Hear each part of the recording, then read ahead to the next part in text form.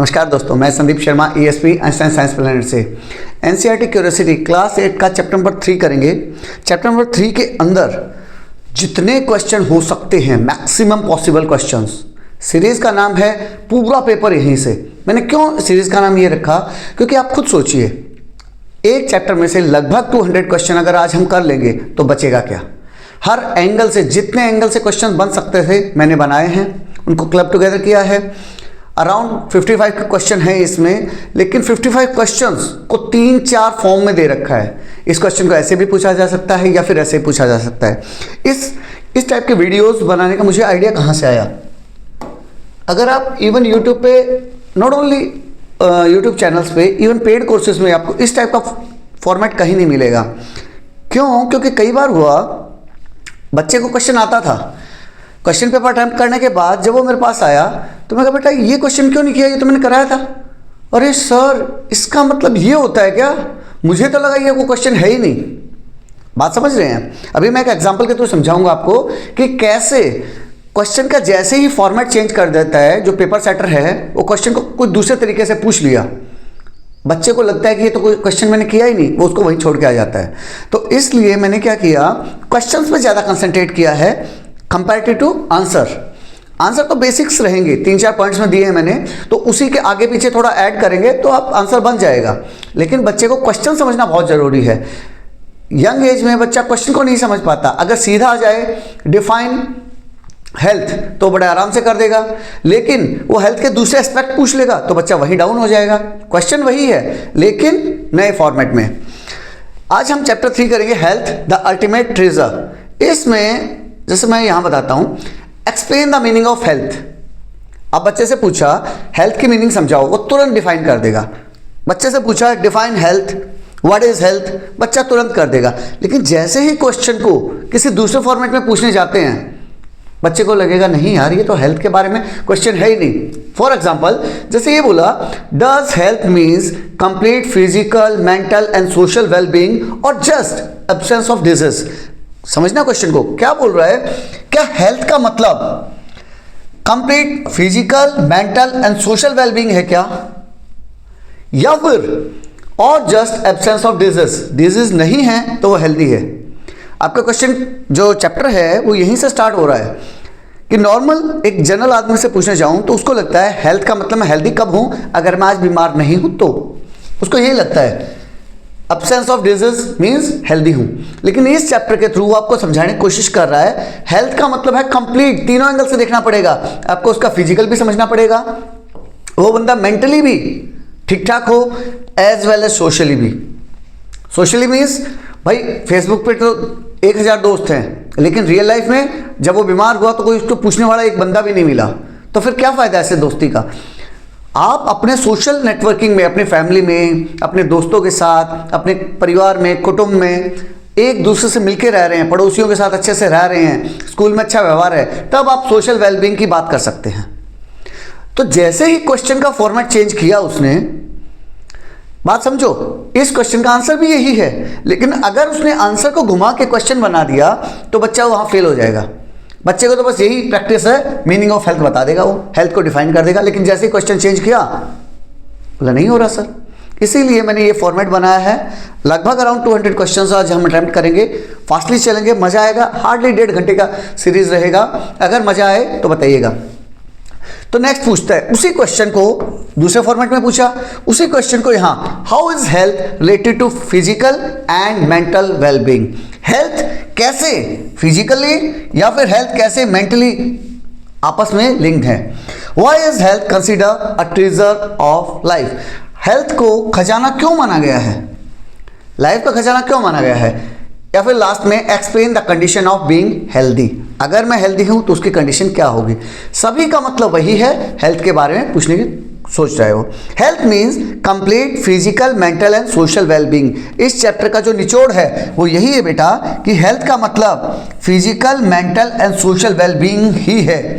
Physical मतलब physically आप strong हो, आप फिजिकली सारे काम कर सकते हो, आप बीमार नहीं हो, आप हेल्दी फील कर रहे हो। मेंटली मीन्स किसी टाइप की स्ट्रेस, एंग्जाइटी कुछ नहीं है आपको।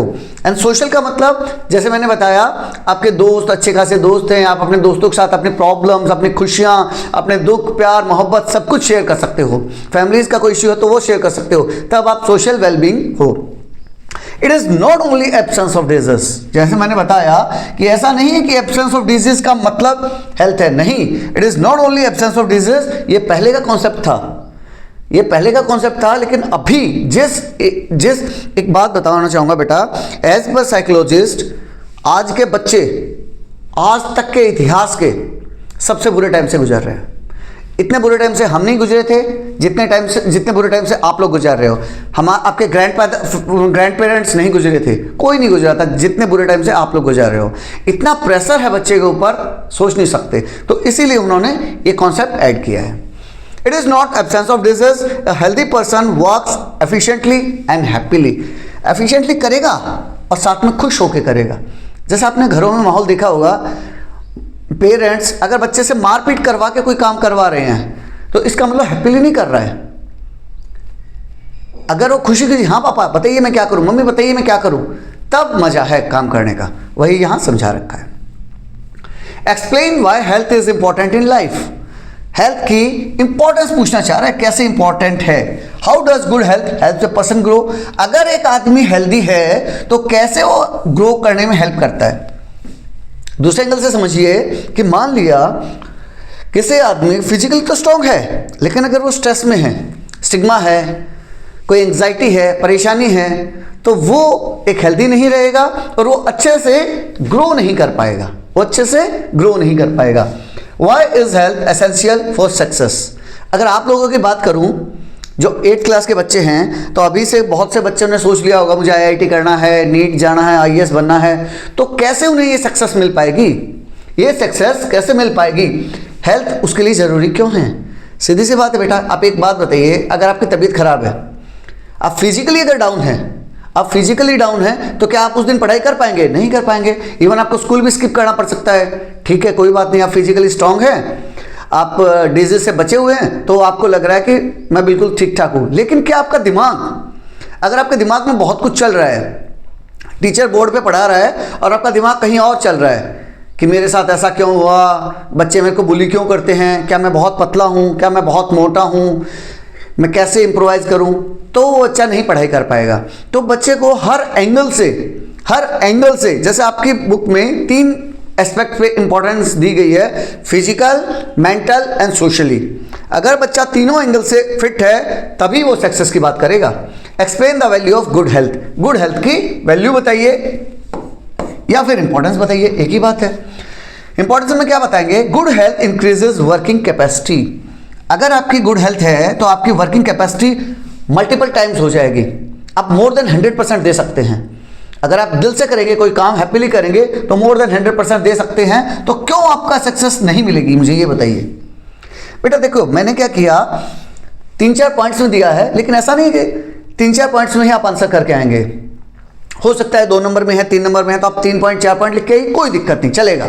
लेकिन अगर क्वेश्चन लंबा दे रखा है, 4 नंबर का है, 5 नंबर का क्वेश्चन है, तब आपको उसमें थोड़ा मॉडिफिकेशन करना पड़ेगा, 1-2 लाइन ऊपर नीचे ऐड करनी पड़ेगी, तब ये 2-3 पॉइंट से काम नहीं चलेगा। लेकिन थीम यही रहेगी, क्वेश्चन इसी का बार घूमेगा। Health in learning and concentration. जैसे मैंने बताया, अगर आप हेल्दी हैं तब आप लर्निंग पे भी कंसंट्रेट कर सकते हैं, और इजीली जो आप कंसंट्रेट कर पा रहे हैं वो बहुत अच्छा कर पाएंगे। Next, leads to a happy and active life, और उससे आप हैप्पी रहेंगे और एक्टिव लाइफ सर्वाइव करेंगे। Explain the meaning of disease. Disease का मतलब पूछ रहा है। मैंने क्या किया बेटा, जो पहला क्वेश्चन फ्रेम किया है वो डायरेक्ट किया है, जो बच्चों के दिमाग में तुरंत आएगा। उसके बाद जो क्वेश्चन और फॉर्मेट में दिए ना ये क्वेश्चंस, उसको थोड़ा वर्ड्स को घुमाया है, जो कि एग्जामिनर सेट कर सकता है जिस तरह से। How does illness affect normal body functions. Disease का मीनिंग पूछा, दूसरे तरीके से इस क्वेश्चन को ऐसे पूछ सकता है, इलनेस कैसे एक नॉर्मल बॉडी के फंक्शंस को हार्म कर सकती है। Third, why is a sick person unhealthy. अगर एक आदमी बीमार है तो अनहेल्दी कैसे होगा, बट ऑब्वियस है। Explain the condition of sickness. तो सिकनेस बोल दीजिए, अनहेल्दी बोल दीजिए, मीनिंग ऑफ डिजीज बोल दीजिए, सबका मतलब वही है। आंसर में क्या आएगा? Disease is a condition of poor health. अगर आप हेल्दी नहीं हैं तो डिजीज होगी आपको, और डिजीज का मतलब क्या है कि आपकी हेल्थ पुअर है। Normal body functions are disturb, तो आपका जो नॉर्मल बॉडी फंक्शन है, अगर आप रेस्पिरेटरी सिस्टम में कोई दिक्कत है तो आपका रेस्पिरेटरी सिस्टम ढंग से काम नहीं करेगा। अगर आपके रेस्पिरेटरी सिस्टम के अलावा सर्कुलेटरी सिस्टम में दिक्कत है तो सर्कुलेशन अच्छे से काम नहीं करेगा। एक्सक्रीटरी सिस्टम जिसमें हमारा वेस्ट बाहर निकालते हैं, अगर उसमें कोई दिक्कत है तो वो ढंग से काम नहीं करेगा। इन शॉर्ट आपके बॉडी फंक्शन डिस्टर्ब हो जाएंगे, जो मेन लाइफ प्रोसेसेस हैं वो डिस्टर्ब हो जाएंगे। कॉजेज वीकनेस एंड डिस्कम्फर्ट, इससे होगा क्या आपके अंदर? अगर आपकी बॉडी पुअर हेल्थ में है, आपकी बॉडी अच्छे से काम नहीं कर पा रही है, फंक्शन अच्छे से नहीं कर पा रही है, तो आपके अंदर क्या आएगा? वीकनेस आ जाएगी और डिस्कम्फर्ट आ जाएगा। वीकनेस आ जाएगी और डिस्कम्फर्ट आ जाएगा। मैंने जो आंसर में जो इंपॉर्टेंट कीवर्ड्स हैं उनको बोल्ड में दिया है। Next, explain communicable disease. Communicable disease दो वर्ड से मिलकर बना है, कम्युनिकेट प्लस एबल। एबल का मतलब उसके योग्य होना, कम्युनिकेट मीन्स एक जगह से दूसरी जगह बातचीत करना, वर्ड कम्युनिकेशन से बना है। तो कम्युनिकेशन का मतलब कम्युनिकेट करना, एक जगह से दूसरी जगह पहुंचा देना, और एबल उसके योग्य हो जाना। यानी कम्युनिकेबल डिजीज वो बीमारियां होंगी जो एक आदमी से दूसरे आदमी में ट्रांसफर इजिली हो सकती हैं, they are known as communicable disease. How do some disease spread among people, कैसे कुछ बीमारियां लोगों के बीच में फैल जाती हैं, एक आदमी से दूसरे में फैल के दूसरे से तीसरे में। यू मस्ट हैव हर्ड और या फिर मैं क्या कहूँ, हर्ड क्या, आपने तो जिया है उस चीज़ को। कोविड-19 आपने देखा होगा, जब कोविड-19 आया था तब आपकी ऑनलाइन क्लासेस चल रही थी। क्यों चली थी वो ऑनलाइन क्लासेस? सच दैट आप क्लास में ना जाएं और एक दूसरे के कांटेक्ट में ना आएं, क्योंकि कोविड-19 एक ऐसी बीमारी थी जो कि कम्युनिकेबल डिजीज में थी, एक आदमी से दूसरे आदमी फैल सकती थी, इसीलिए आपको ऑनलाइन क्लासेस के थ्रू पढ़ाया गया था उस टाइम में। Why are certain diseases infectious? कुछ बीमारियां इन्फेक्टियस कैसे हो जाती हैं? या explain how covid disease spread so easily all over the world. अगर रियल लाइफ से कोरिलेट करके समझाना चाहूं, इसलिए मैंने ऐड किया है क्यों आप कोविड-19 को बड़े अच्छे से आप लोगों ने फील किया है। आपके बचपन के इंपॉर्टेंट 3-4 साल मतलब बिल्कुल डर डर के जिए हो आप, इसके कारण आप बहुत अच्छे से उसको फील कर सकते हैं। आंसर में है spread from one person to another. अब कम्युनिकेबल है तो एक पर्सन से दूसरे में फैल जाएगी, बिल्कुल फैल जाएगी सर। किस कारण से फैलेगी? पैथोजेंस लेके जाएंगे उसको, पैथोजन एक जगह से दूसरी जगह लेके जाएंगे। एग्जांपल के लिए कोल्ड, फ्लू, कोविड-19। आपको सर्दी खांसी हो जाती है तो मैडम क्या बोलती है स्कूल में जब जाते हो, बेटा आप एक काम करो, 1-2 दिन रुक के जब बिल्कुल ठीक हो जाओ तभी आना। क्यों बोलते हैं ऐसा? क्योंकि इसलिए बेटा जो कफ एंड कोल्ड टाइप की चीज़ें हैं, जब आप स्नीज करते हो, खांसी करते हो, तो उस टाइम में आपके बॉडी से कुछ बैक्टीरिया खांसी के थ्रू, स्नीजिंग के थ्रू, हवा के थ्रू दूसरे बच्चों में फैल सकते हैं और वो बीमार हो सकते हैं। इसीलिए ये बीमारियां कम्युनिकेबल डिजीज कहलाती हैं। हमने बताया एक पर्सन से दूसरे में फैलेंगी, कैसे फैलेंगी? पैथोजेंस लेके जाएंगे। पैथोजेंस कौन होते हैं?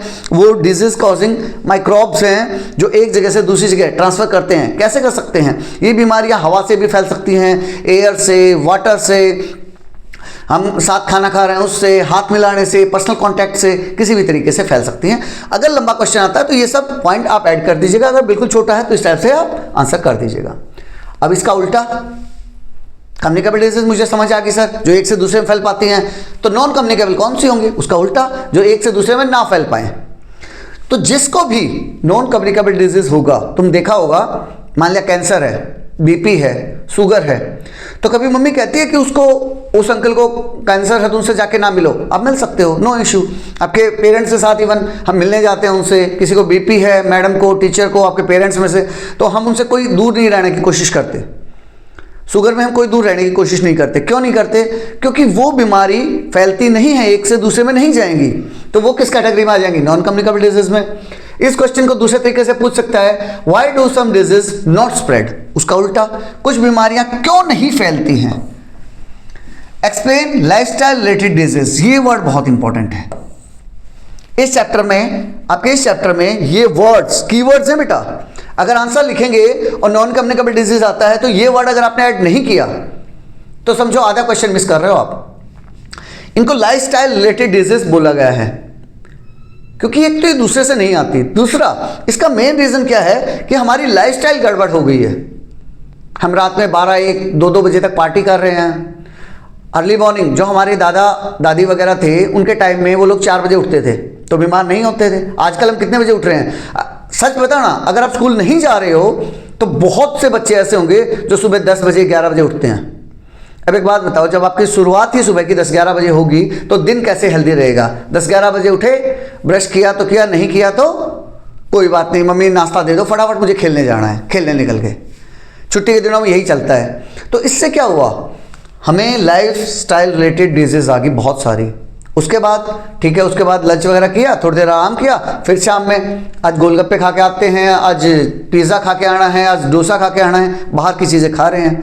तो इससे हो क्या रहा है, लाइफस्टाइल रिलेटेड डिजीज हमारे अंदर आ रही हैं, हमारी लाइफस्टाइल गड़बड़ हो गई है। हाँ, सेडिनेंटरी लाइफस्टाइल आ गई है, हम एक जगह बैठे रहते हैं, 8 घंटे 7 घंटे बैठे हैं। आजकल का काम भी उस तरह का नहीं रहा, फिजिकल काम नहीं रहा। हर घर में एसी आ गया है, हर घर में एसी आ गया है, गाड़ी है तो एसी है, बच्चा स्कूल जा रहा है तो एसी से जा रहा है। स्कूल आजकल तो कुछ बच्चों, आप में से कुछ बच्चे ऐसे भी होंगे जिनके स्कूल भी एसी हैं। तो बताइए वो बच्चा कैसे सर्वाइव करेगा, कैसे अपने आप को मजबूत समझेगा? तो उसको लाइफस्टाइल रिलेटेड डिजीज तो आएंगे ही आएंगे। तीसरे तरीके से, how are some disease non infectious? कैसे कुछ बीमारियां नॉन इन्फेक्शियस होती हैं, एक दूसरे से नहीं फैलती हैं? Why specially in India? अब इंडिविजुअलाइज कर रहा हूं, इस क्वेश्चन के थ्रू मैंने क्या किया, इंडिया के बारे में बात की। इंडिया में कुछ बीमारियां जैसे कि बीपी होता है बेटा, blood sugar, high blood sugar भी, ब्लड प्रेशर भी होता है, लो ब्लड प्रेशर भी होता है। दूसरा शुगर, एक शुगर की बीमारी बड़ी कॉमन सी है, आपने सुना होगा। और सो कॉमन डिजीज, ये इतनी कॉमन क्यों है? दीज जो डिजीज हैं उनके बारे में बता रहा है, these disease do not spread by contact, air से, वाटर से, फूड से, या फिर हाथ मिलाने से, या फिर फिजिकल टच से, ये नहीं फैलती हैं। डू नॉट स्प्रेड, नहीं फैलती हैं। कॉज बाय बैड हैबिट्स, अगर इनमें से कोई बीमारी आप में, आपकी फैमिली में किसी को है तो उन्हें बताइए कि it is all because of your bad habits और हेरिडिटी। या तो आप में अनुवंशिक रूप से आई है, हेरिडिटी को हिंदी में बोलते हैं अनुवंशिक। हेरिडिटी का मतलब होता है जो पेरेंट्स से आपके अंदर आ गई, आपके दादाजी से आपके पेरेंट्स में आ गई, आपके पेरेंट्स से आपके अंदर आ गई, this is known as heredity. या तो हेरिडिटी के कारण है या फिर बैड हैबिट्स के कारण है, फिजिकल टच वगैरह से नहीं आएगी। Because of unhealthy foods, fast food, sedentary lifestyle in India, India के अंदर हम अनहेल्दी फूड्स खा रहे हैं, फास्ट फूड की तरफ हम चेंज ओवर कर जा रहे हैं, या फिर सेडेंटरी लाइफस्टाइल के कारण। सेडेंटरी लाइफस्टाइल मीन्स बस मेरे को फ़ोन दे दो, मैं पड़ा हूँ, चार्जिंग में लगा रखा है और लगा हुआ हूँ, या फिर बैठा हूँ तो बैठा हूँ बस, इसके कारण ये हमारे दिक्कत आ रही है। शुगर का दूसरा नाम, साइंटिफिक नेम क्या है? डायबिटीज़ या फिर बीपी, ये इसके एग्जाम्पल हैं। एक्सप्लेन पैथोजेंस, पैथोजेंस का नाम पहले भी आया था, पैथोजेंस क्या होते हैं, पैथोजेंस के बारे में पूछा है। या फिर how do germs cause disease? देखना इसी क्वेश्चन का आंसर है ये, अगर सही पूछो तो। पैथोजेंस क्या है? या फिर दूसरे तरीके से पूछ सकता है, जो जर्म्स होते हैं, माइक्रोब्स होते हैं, वो डिजीज कैसे फैलाते हैं? Why are some microorganism harmful? कुछ माइक्रो ऑर्गेनिज्म हार्मफुल क्यों होते हैं? बेसिकली ये वो इन जर्म्स के बारे में बात कर रहा है। माइक्रो ऑर्गेनिज्म को माइक्रोब्स भी बोलते हैं शॉर्ट में। या फिर does microbes are only friend? क्या सभी माइक्रोब्स फ्रेंड होते हैं क्या? सर माइक्रोब्स कब से फ्रेंड होने लग गए? क्यों बेटा, दही में लैक्टोबैसिलस बैक्टीरिया रहता है, हेल्प करता है। हमारे इंटेस्टाइन में बहुत सारे माइक्रोब्स हैं, हाँ सर हैं, वो गुड बैक्टीरिया हैं, वो हमारे डाइजेशन में हेल्प करते हैं। क्यों सभी के सभी फ्रेंड होते हैं क्या? या फिर और they also work as a foe, या फिर हमारे दुश्मन भी होते हैं। फो मीन्स दुश्मन, माइक्रोब्स एज ए फ्रेंड और ए फो। माइक्रोब्स कैसे हैं? फ्रेंड भी हो सकते हैं, फो भी हो सकते हैं, दोस्त भी हो सकते हैं, दुश्मन भी हो सकते हैं। दोस्त कैसे? जैसे मैंने अभी एक्सप्लेन किया, दही में, मसाला डोसा बनाने में, कोई भी केक वगैरह बनाने में माइक्रोब्स हमारी हेल्प करते हैं। लेकिन कुछ जगह माइक्रोब्स बीमारियां भी फैलाते हैं, नुकसान भी करते हैं, जब उन्हें हम पैथोजेंस बोलते हैं। उन्हें क्या बोलते हैं? पैथोजेंस। एन ऑर्गेनिज्म, पैथोजन है क्या? देखो किसी भी डेफिनेशन को लिख रहे हो, ये डेफिनेशन से पूछ रहा है, एक डेफिनेशन को लिख रहे हो तो पहले आपको बताना पड़ेगा कि वो क्या चीज़ है, ऑर्गेनिज्म है।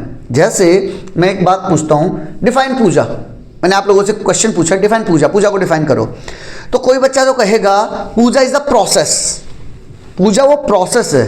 कोई बच्चा कहेगा puja is the name of a girl, कोई कहेगा puja is the name of my building, मेरी बिल्डिंग का नाम है पूजा बिल्डिंग, कोई कहेगा puja is name of my society. तो वही पूजा कई जगह तरीके से हो सकती है, लेकिन आपको डेफिनेशन में बताना पड़ेगा वो चीज़ क्या है, प्रोसेस है, ऑर्गेनिज्म है, बिल्डिंग है, किसी लड़की का नाम है, जो भी है वो यहाँ लिखोगे एन ऑर्गेनिज्म। कोई भी डेफिनेशन लिख रहे हो तो सबसे पहले आपको बताओ कि वो क्या चीज़ है, एक ऑर्गेनिज्म है। An organism that has the potential to cause infectious disease in its host. एक ऑर्गेनिज्म है, पैथोजेंस क्या है, वो ऑर्गेनिज्म है जो कि डिजीज फैलाते हैं एक से दूसरे में, अगर होस्ट में पहुंच गए तो वो दूसरे में फैलाते हैं। कोविड-19 का एग्जांपल याद रखना। पैथोजेंस आर हार्मफुल माइक्रोब्स, जैसे कोविड-19 वायरस थे तो वो क्या थे, हार्मफुल, नुकसानदायक माइक्रो ऑर्गेनिज्म थे, हार्मफुल माइक्रोब्स थे। Enter the body and cause disease, body के अंदर एंटर करते हैं और डिजीज फैलाते हैं। तो अगर ये क्वेश्चन आता है तो इसका आंसर कैसे करोगे कि फ्रेंड है, फो है, तो इनका एग्जाम्पल देने के बाद आप कहोगे microbes are not only the friends, they are working as a foe, as we have explained, they are working as a pathogens, वो पैथोजन की तरह काम करते हैं। 7th question, explain hygiene.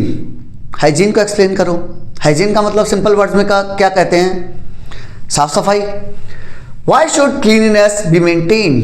Cleanness क्यों मेंटेन रखनी चाहिए? आपने देखा होगा मम्मी पापा, बेटा नेल्स काट लो, संडे को मम्मी मैं नहाऊंगा नहीं, नहीं नहीं बेटा जरूर नहाओ, आज तो जरूर नहाना, अच्छे से मैं नहलाऊंगी तुम्हें, ये करूंगी वो करूंगी, ऐसा रहता है। मम्मी पापा पीछे पड़े रहेंगे, नेल्स काटो, हेयर कट करो, ये करो वो करो, तो बच्चे चिड़चिड़े से रहते हैं कि नहीं मम्मी अरे यार आज तो संडे को तो सोने दो ना, ऐसा नहीं है। How does hygiene protect health?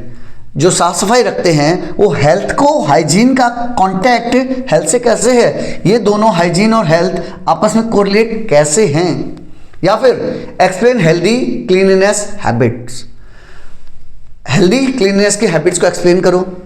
Why is it necessary to take bath daily specially in adolescence? जब आपका चैप्टर आया था एडोलसेंस, जब आपका चैप्टर आया एडोलसेंस आया तो उसमें बता रखा है कि आपको डेली बाथ लेना है, स्पेशली इन एडोलसेंस। बुजुर्ग हैं चल जाएगा, छोटे बच्चे हैं चल जाएगा, लेकिन आप जैसे जो एडोलसेंट हैं उनको ज़रूर लेना है। क्यों? क्योंकि इस टाइम में, इस एज में जिसमें आप लोग हैं, उस एज में बहुत से हार्मोन्स एक्टिवेट हो जाते हैं जिसके कारण आपके अंदर स्वेटिंग ये सब ज़्यादा आती है। और फिर आप अभी क्या है, बच्चे भी हो तो धूल मिट्टी भी खेलने लग जाते हैं, कुछ बच्चे फुटबॉल खेल के पूरे रेत में मिट्टी में भर जाते हैं और फिर स्वेटिंग हो रही है, सेबेसियस ग्लैंड ज़्यादा एक्टिवेट हो जाती है, तो आपके अंदर से बहुत मीन्स पसीना वगैरह आ रहा है, as well as means lady, जैसे गर्ल्स में मेंस्ट्रुएशन साइकिल की बात करें तो उनको और ज़्यादा सफाई की जरूरत है। तो इसीलिए बता रहा है कि डेली साफ सफाई करना बहुत ज़रूरी है। Hygiene means keeping body and surroundings clean. Hygiene का मतलब है अपनी बॉडी को और अपने आसपास की जगह उसको क्लीन रखो। जैसे अभी आप लोग बच्चे हैं तो आप लोगों के लिए ठीक है, आप अपना बेड वगैरह बना देते हैं, ब्रश कर लेते हैं, नहा धो लेते हैं, चलेगा। जैसे जैसे आप ग्रो अप करेंगे तो देखना आपके अंदर एक पॉजिटिविटी आएगी और नॉट ओनली आप अपने बेड को अपना वो समझेंगे, उसके बाद धीरे धीरे मम्मी मैं ये वाले अलमीरा साफ कर दूं, मम्मी मैं ये कर दूं, पापा मैं वो कर दूं। फिर और जब बड़े होंगे तब नॉट ओनली आप अपने घर को घर समझेंगे, उसके आसपास के सराउंडिंग को भी, पापा देखो उन्होंने वहाँ गंदगी फैला दी है, मैं ठीक कर देता हूँ। फिर आप धीरे धीरे जिम्मेवारी लेने शुरू कर देंगे और एक टाइम ऐसा आएगा जब आप एक एज्ड आदमी बन जाएंगे तो आप अपनी पूरी सोसाइटी को, पूरे सिटी को अपनी जिम्मेवारी समझने लग जाएंगे। कहीं कोई गंदगी फैला रहा है तो पक्का उसको टोकिए कि अंकल ऐसे मत कीजिए, प्लीज़ सॉफ्ट मैनर में बोलिए कि अंकल ऐसा मत कीजिए। हेल्दी रहने के लिए क्लीनलीनेस बहुत ज़रूरी है, हाइजीन बहुत ज़रूरी है। हेल्प इन प्रिवेंटिंग डिजीज, उनको भी बताइए कि डिजीज को प्रिवेंट करने में बहुत हेल्प करता है, specially in case of monsoon. Monsoon period में बीमारियां ज़्यादा फैलती हैं, माइक्रोब्स, मच्छर, मक्खियां बहुत ज़्यादा बढ़ जाती हैं, तो उस टाइम में प्रिवेंट डिजीज करना बहुत ज़रूरी हो जाता है। During adolescence sweat and sebaceous gland secrete more hormones, as I explain. तो उस टाइम में क्या होता है, स्वेट और सेबेसियस ग्लैंड एक्टिवेट हो जाती हैं, मेंस्ट्रुएशन साइकिल स्टार्ट हो जाती हैं, तो उस टाइम में और ज़्यादा रिक्वायरमेंट है। 8 क्वेश्चन, एक्सप्लेन पर्सनल हाइजीन। अब तक हमने हाइजीन को किया था, अब उसी हाइजीन को जो साफ सफाई है उसको थोड़ा और अंदर की तरफ ले लीजिए, अंदर की तरफ ले लीजिए। अंदर की तरफ मीन्स पर्सनल हो जाइए, उसके बारे में पर्सनल हो जाइए, मीन्स अपनी बॉडी की साफ सफाई पे ज़्यादा ध्यान दीजिए। पर्सनल हाइजीन आता है, अगर ये वर्ड ऐड हो जाता है, पिछले क्वेश्चन में क्या था, हाइजीन को एक्सप्लेन करना था, लेकिन इस वर्ड में क्या हुआ, इस क्वेश्चन में क्या किया, उसने पर्सनल को ऐड कर दिया। तो जैसे ही पर्सनल की बात करते हैं तो आप अपने बॉडी के ऊपर समझना शुरू कर दीजिए। या फिर why is body cleanness important, body का क्लीननेस क्यों इंपॉर्टेंट है, और how does personal hygiene prevent illness, वही क्वेश्चन है, बस उसने पर्सनल ऐड कर दिया है। एक्सप्लेन डेली क्लीनलीनेस हैबिट, इसलिए मैंने ज़्यादा एक्सप्लेन नहीं किया है, इसमें आपकी बॉडी के बारे में बता दीजिए। इंक्लूड्स बाथिंग, नहा लीजिए, ब्रशिंग कीजिए, हैंड वॉश प्रॉपरली कीजिए before and after the meals, remove germs from the body, और इससे होगा क्या, आपकी बॉडी से जर्म्स रिमूव हो जाएंगे।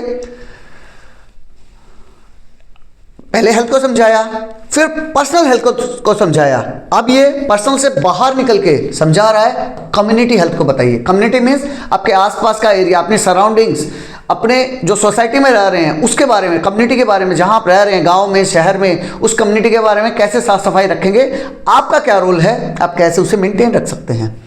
Y should surroundings be clean, surrounding हमारी क्लीन होनी क्यों जरूरी है।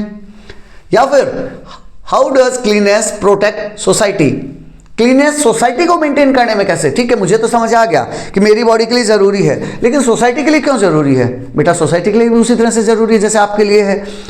कई बार ऐसा होता है कि ठीक है मैं तो बहुत अच्छा मेंटेन कर रहा हूँ, लेकिन मेरा पड़ोसी बड़ा गंदा सा मिल गया, और हर आदमी को यही लगता है। आप उस पड़ोसी से मिलने जाएंगे ना, वो आपके बारे में ऐसा ही कुछ कह रहा होगा कि ये तो ऐसे कचरा डाल देते हैं, ऐसे कचरा डाल देते हैं। तो क्या आप सबको चेंज कर सकते हैं? नहीं, मैं एक आदमी को चेंज कर सकता हूं, और वो है खुद मैं। तो जब आप ये समझने लग जाएंगे कि मैं अपने आप को चेंज कर लूंगा, लोग तो अपने आप चेंज हो जाएंगे, तब आप एक जिम्मेवारी समझेंगे अपने पड़ोसी के बारे में। क्रीपिंग करने की बजाय, क्रीपिंग मीन्स बुदबुदाने को, यार ये तो ऐसे लगता है, आप खुद जिम्मेवारी लेंगे और साफ सफाई रखेंगे। ऑन 2 अक्टूबर, 2 अक्टूबर क्या होता है, महात्मा गांधी जयंती। पूरे देखना, पूरे इंडिया में इस 2 अक्टूबर को स्पेशल स्वच्छता अभियान चलाया जाता है। Basically this is a Hindi word, स्वच्छता अभियान, एक ऐसा अभियान जिसमें स्वच्छता मेंटेन करते हैं। Drive is there, will you participate. 2 अक्टूबर को आपके आसपास में कोई चल रहा है, स्वच्छता अभियान है, हो सकता है आपके स्कूल ने ऑर्गेनाइज ना किया हो, आपकी सोसाइटी ने किया हो, आपकी सोसाइटी ने ऑर्गेनाइज ना किया हो, कोई एनसीसी एनएसएस के कैडेट्स आ रखे हैं, तो प्लीज़ जाइए और उनके साथ ज्वाइन कीजिए, because you know community health is important. समझते हैं? इससे भी क्या होगा बेटा, स्प्रेड, बीमारियां स्प्रेड नहीं होंगी। Control mosquito and flies, mosquito और फ्लाइज को हम कंट्रोल रख पाएंगे। And at the last, monsoon season में बहुत जरूरी है। उसके पीछे मैं एक छोटा सा आपको कॉन्सेप्ट समझाना चाहूँगा। मान लिया मैं एक सोसाइटी में रह रहा हूँ, मैं अपने घर को मेंटेन कर रहा हूँ, साइड वाला भी अपने घर को मेंटेन कर रहा है, लेकिन मान लिया एक कॉमन स्पॉट है जहाँ सब लोग आके बैठते हैं, तो मैं सोचूंगा वो करेगा उसको, वो सोचेगा मैं करूँगा उसको। एट द लास्ट क्या हुआ, किसी ने नहीं किया। लेकिन अगर वही हमें कम्युनिटी हेल्थ के बारे में नॉलेज हो कि भाई उसको भी तो कोई करेगा ना, तो वो क्यों करे, पहले मैं करता हूं, तो जब आप जाएंगे तो वो आपको देख के आ जाएगा।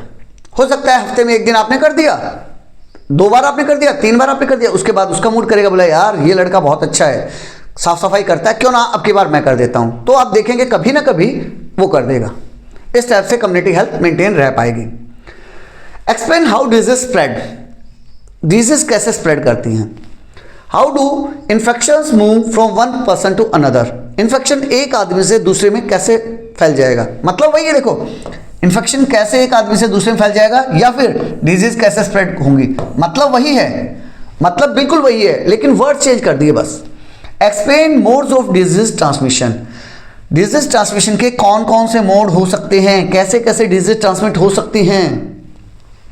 Why do epidemics occur, epidemics का मतलब होता है बेटा महामारी, हिंदी में बोलते हैं महामारी। महा मीन्स बड़ी, मारी मीन्स जिससे बहुत से लोग मर जाते हैं, जैसे आपने कोविड-19 देखा होगा, तो एपिडेमिक्स, कोविड-19 एक एपिडेमिक्स में काउंट होगा।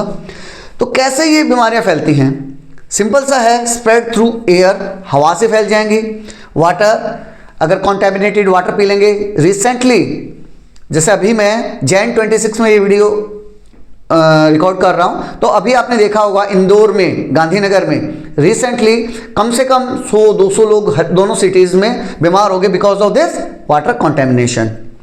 नेक्स्ट आता है फूड कॉन्टेमिनेट हो गया, आपने बासी खाना खा लिया या फिर बाहर का जला खाना खा रहे हैं, तो होगा क्या, आपके अंदर बीमारियां फैल सकती हैं, या फिर कांटेक्ट के थ्रू या फिर इंसेक्ट के थ्रू, जो पैथोजेंस की बात की थी हमने, उसके थ्रू एक जगह से दूसरी जगह फैल सकते हैं। Next question, explain water borne disease. ऐसी बीमारियां बताइए जो वाटर के थ्रू फैलती हैं, वाटर के थ्रू फैलने वाली बीमारियां, बहुत कॉमन बीमारियां हैं ये। क्यों? जैसे मैं बार बार बोलूंगा बेटा, इस टाइप की बीमारियां मॉनसून सीजन में ज़्यादा फैलेंगी क्योंकि वाटर बॉर्न डिजीज पानी के कारण फैलती हैं। How does dirty water cause illness. जो गंदा पानी अगर कंज्यूम कर लिया मैंने तो वो इलनेस कैसे फैलाएगा।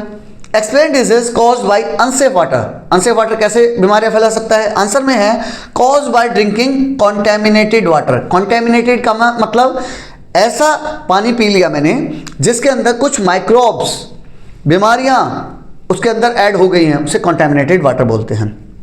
एग्जाम्पल के लिए कॉलेरा समझ लीजिए, हैजा समझ लीजिए, ये सब वाटर बॉर्न डिजीज में आते हैं।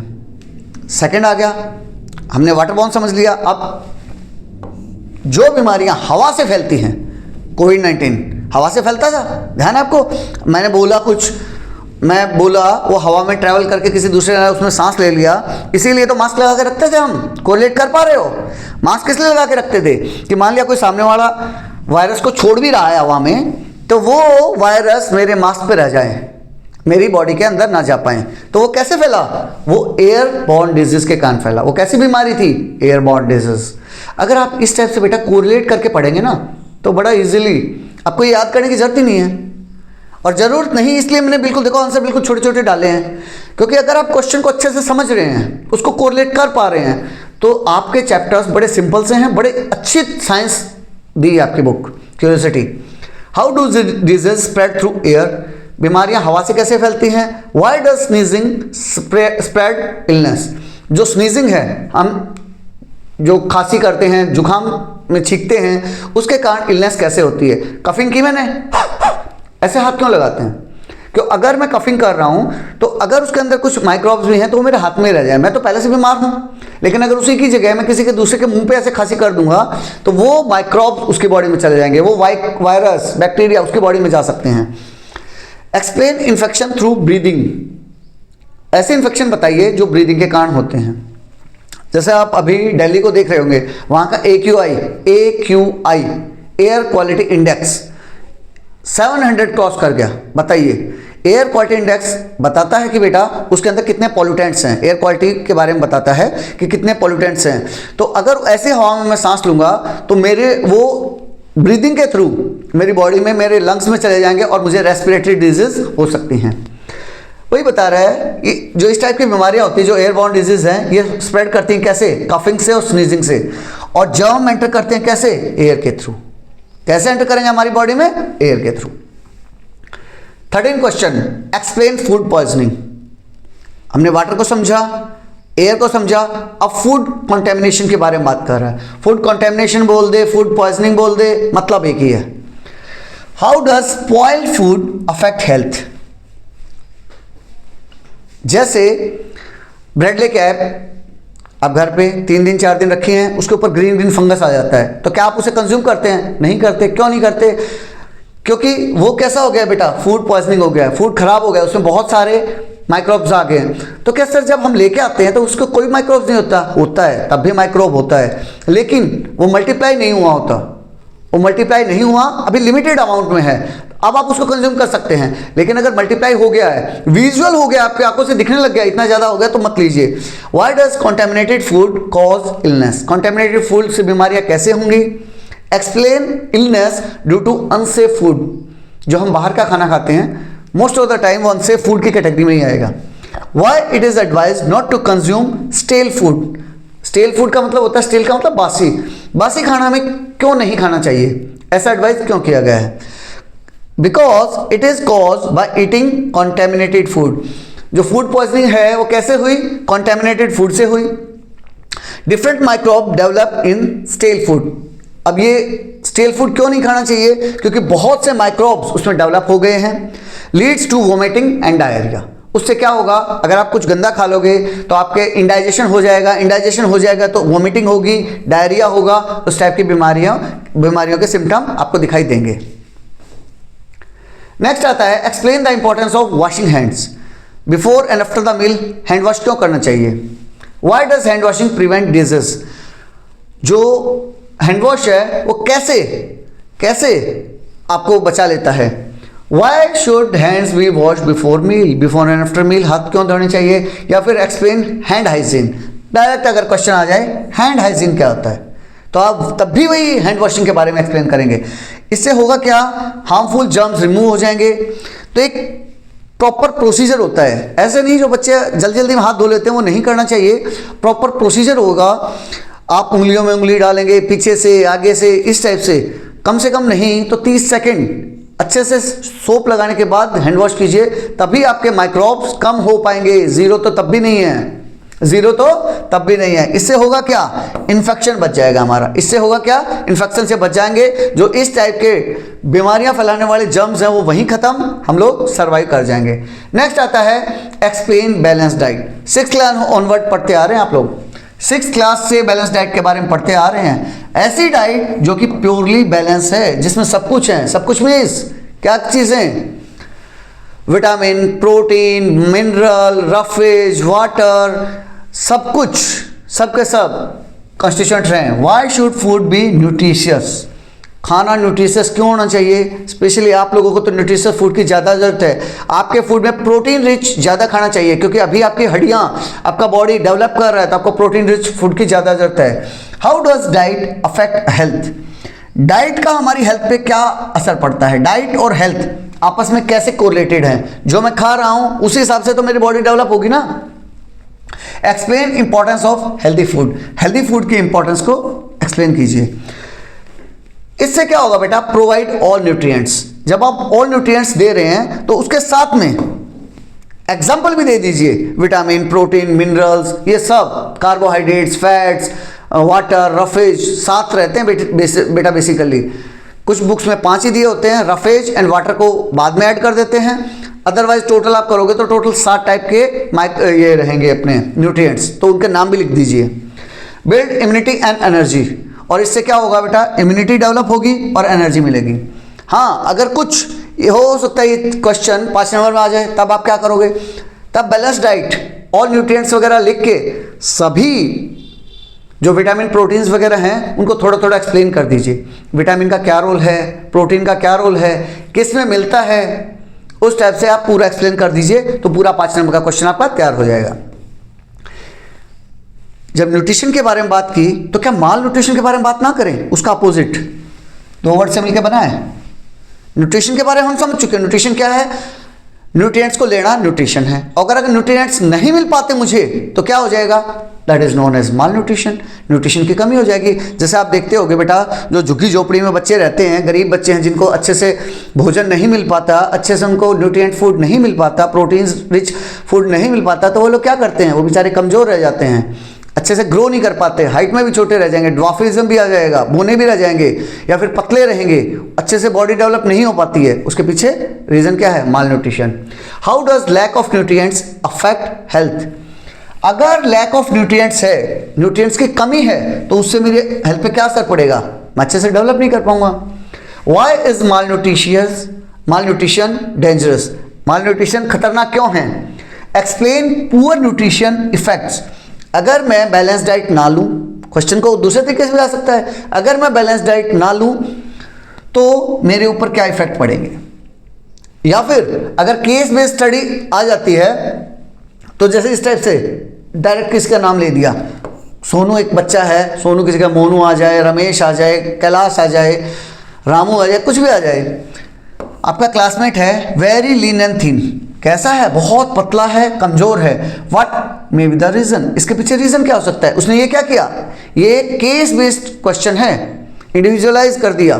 किसी बच्चे में ये कोई दिक्कत लग रही है आपको, बहुत पतला है, बहुत मोटा है, तो उसके पीछे रीजन क्या हो सकता है? Cause by lack of proper nutrients, उसने न्यूट्रिएंट्स ढंग से नहीं खाए, या फिर उसने बाहर का खाना ज़्यादा खाया, या फिर उसने ऑयली फूड ज़्यादा खाया, ये भी रीज़न हो सकता है। Results in weakness and poor growth, और उससे क्या हो जाएगा, उसमें कमजोरी आ जाएगी और ग्रोथ अच्छे से नहीं हो पाएगी। सबसे बड़ा रीज़न, आज के टाइम का सबसे बड़ा रीज़न, इसके बारे में मेरी पर्सनल व्यू है, बुक में कहीं नहीं लिखा है, मेरा पर्सनल व्यू है, आप बताइएगा पर आप इससे सेटिस्फाई हैं नहीं हैं, अपने पेरेंट्स से डिस्कशन कर लीजिए। मेरा ये मानना है कि आप जिस भी कम्युनिटी में, गांव में, शहर में, जहाँ भी रह रहे हैं, तो आपने देखा होगा गोलगप्पे, दही बड़े, पिज़्ज़ा, बर्गर, सैंडविच, इनकी स्टॉल बढ़ती जा रही हैं, और जितनी स्टॉल बढ़ती जा रही है, जितनी रेडी आ गई, जितने मार्केट में एक दुकान बढ़ती थी, उसी प्रोपोर्शन में एक हॉस्पिटल आपके शहर में खुल गया होगा। आप अपने पेरेंट्स से डिस्कशन कीजिए, ग्रैंड पेरेंट्स से डिस्कशन कीजिए कि भाई मेरे डिस्ट्रिक्ट में, मान लिया मैं दिल्ली में रह रहा हूं, तो अपने पेरेंट्स से पूछिए पापा जब आप बच्चे थे तो अपने आसपास में कितने हॉस्पिटल थे, तो वो कहेंगे हार्डली कोई 1-2 हॉस्पिटल था। और फिर उनसे पूछना पापा ये इस टाइप की फास्ट फूड की रेडी, जंक फूड के स्टॉल्स कितने थे, तो वो भी 1-2 ही थे।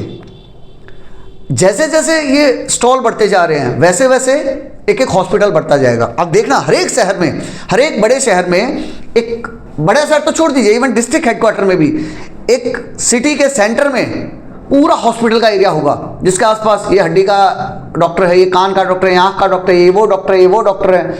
इतने हॉस्पिटल बन रहे हैं जितनी रेडियाँ बन रही हैं, जितने जंक फूड के स्टॉल बढ़ते जा रहे हैं उतना, ये मेरा पर्सनल व्यू है। आप बताइएगा आप एग्री कर रहे हैं नहीं कर रहे हैं। Why should fast food be avoided, fast food को क्यों अवॉइड करना चाहिए। एक्सप्लेन अनहेल्दी ईटिंग हैबिट्स, देखो कहीं फास्ट फूड का जिक्र नहीं है, लेकिन क्वेश्चन वही है, अनहेल्दी ईटिंग हैबिट्स बताइए, तब भी आप फास्ट फूड के बारे में ही समझाएंगे। जो अभी अमेरिकन कल्चर बोल दीजिए हमारे इंडिया में जो आ रहा है, उसके कारण है lack essential nutrients. Fast food में क्या होता है बेटा, एसेंशियल न्यूट्रिएंट्स नहीं होते हैं, इवन हार्मफुल न्यूट्रिएंट्स होते हैं। न्यूट्रिएंट्स भी क्या कहें, हार्मफुल सब्सटेंसेस होते हैं। फैट रहेगा, ऑयल रहेगा, जो मल्टीपल टाइम्स जिसमें फ्राई कर चुके हैं वो सब रहेगा। कॉज ओबेसिटी, उसी के कारण जो मोटापा है ना, फूल गया बुरी तरह, बच्चा 6th क्लास में 7th क्लास में बुरी तरह फूल गया, उस बच्चे की क्या गलती है, गलती है इसकी जंक फूड की, और उसके कारण बहुत सारी डिजीज आती हैं जिसे हम लाइफस्टाइल रिलेटेड डिजीज बोलते हैं। एक्सप्लेन ओबेसिटी, अभी यही से क्वेश्चन में ओबेसिटी आया था तो इसलिए मैंने ओबेसिटी को ऐड कर दिया। ओबेसिटी का मतलब क्या होता है, मोटापा, बुरी तरह से फूल गया हो। How does access wait affect the body, अगर आपकी बॉडी में एक्सेस वेट आ गया है तो आपकी बॉडी पे क्या इफेक्ट जाएगा। Why is obesity harmful to the health, obesity मोटापा हेल्थ के लिए कैसे नुकसानदायक रहेगा। Explain health problem due to obesity, obesity के कारण आपकी बॉडी में कौन कौन सी हेल्थ प्रॉब्लम आ सकती हैं वो सब एक्सप्लेन करना है। या फिर से वही आ गया, केस बेस्ड स्टडी बोलते हैं इसको। सोनू के बारे में कोई भी नाम दे सकता है, आपका क्लासमेट है, वेरी बल्की, बहुत मोटा हो गया है, या फिर ओवरवेट हो गया है, व्हाट में बी द रीजन, उसका रीजन क्या होगा, यही रीजन होगा, ओबेसिटी उसका रीजन होगा। Obesity means access body fat. हुआ क्या, ओबेसिटी में क्या हुआ बेटा, मेरे यहाँ चीक्स पे इधर बहुत ज़्यादा फैट बढ़ गया है। फैट क्या है, फैट वही न्यूट्रिएंट्स है जो मुझे मेरी बॉडी को चाहिए, तो फिर चाहिए तो सर ये नुकसानदायक कैसे है। जब हम उसको ज़्यादा इंटेक कर लेते हैं तो वो मेरी बॉडी में स्टोर होना शुरू हो जाता है, और जैसे स्टोर होना शुरू हुआ तो वो मुझे ओबेस की कैटेगरी में ला देगा। Question 19, explain the importance of exercise.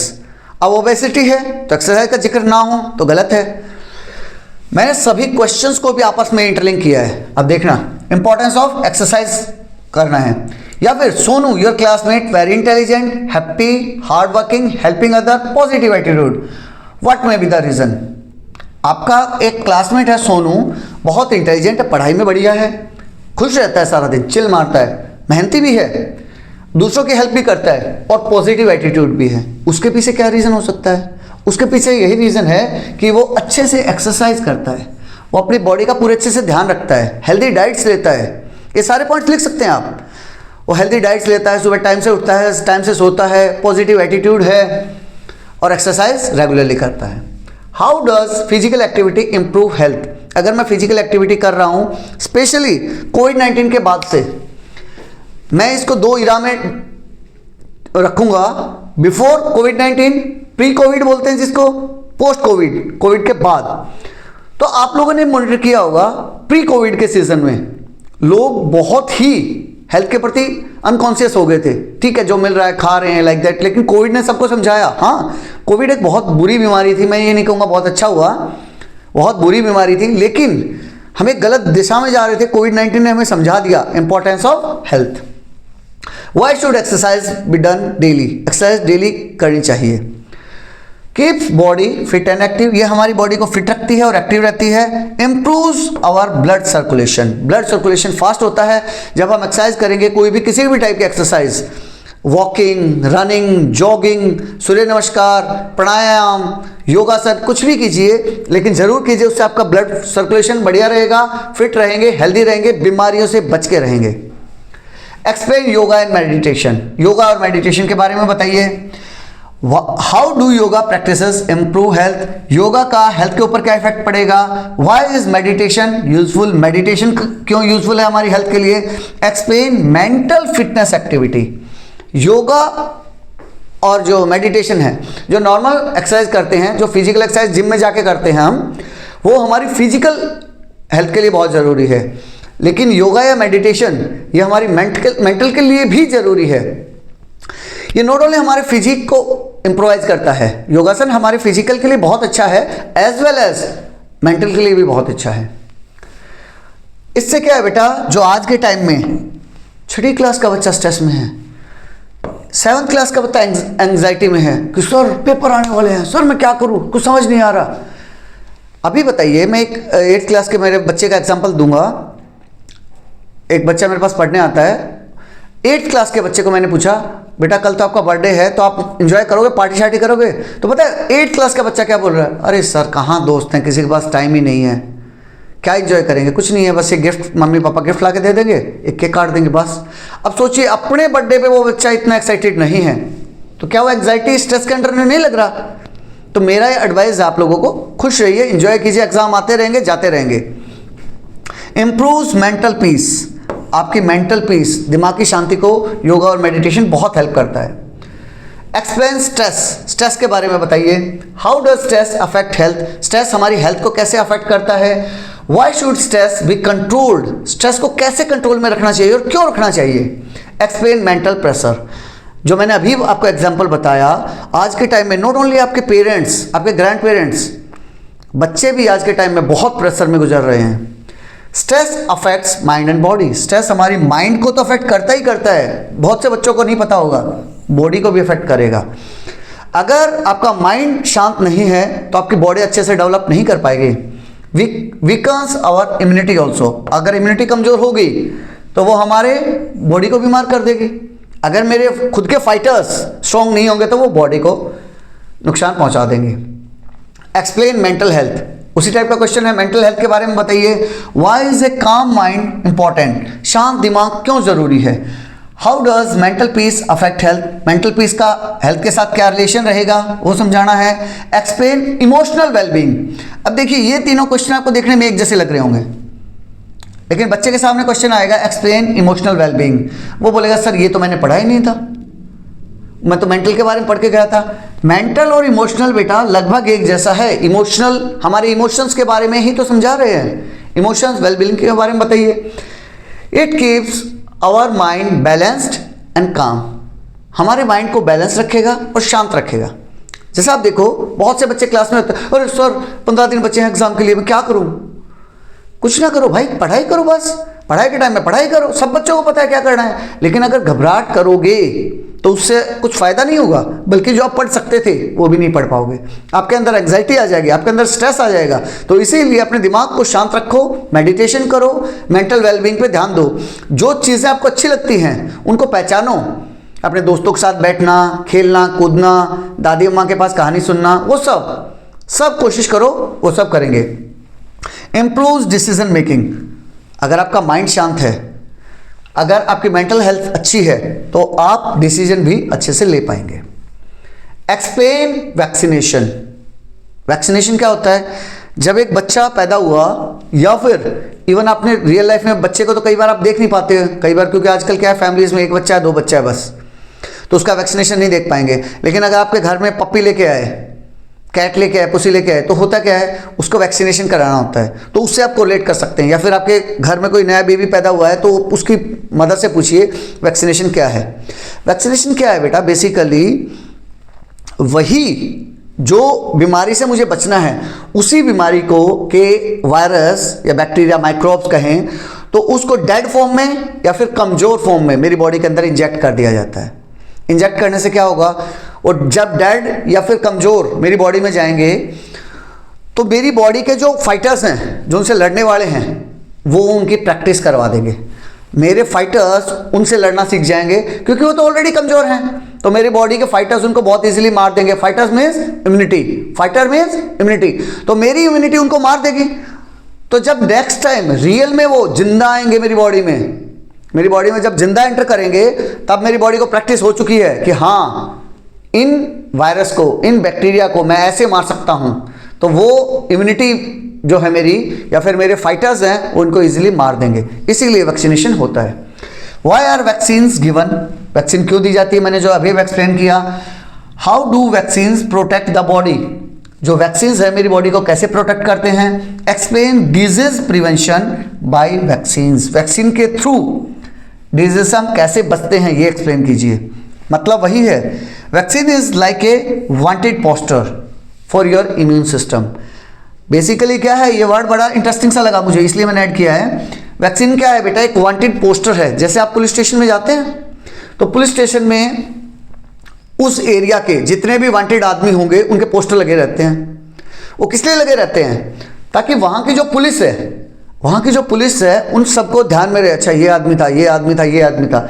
Similarly आपके इम्यून सिस्टम के लिए, आपके इम्यूनिटी के लिए ये वांटेड पोस्टर की तरह काम करते हैं।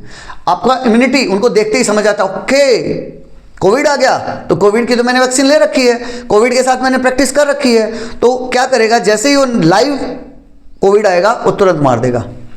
Teaching it to recognise and fight a specific germ, इससे क्या होगा बेटा, जो इम्यून सिस्टम है उनको टीचिंग मिल जाएगी, उनको समझ जाएंगे वो कि कैसे मुझे रिकॉग्नाइज करना है, कैसे उसको पहचानना है, और कैसे उस स्पेसिफिक जर्म के अगेंस्ट मुझे फाइट करना है।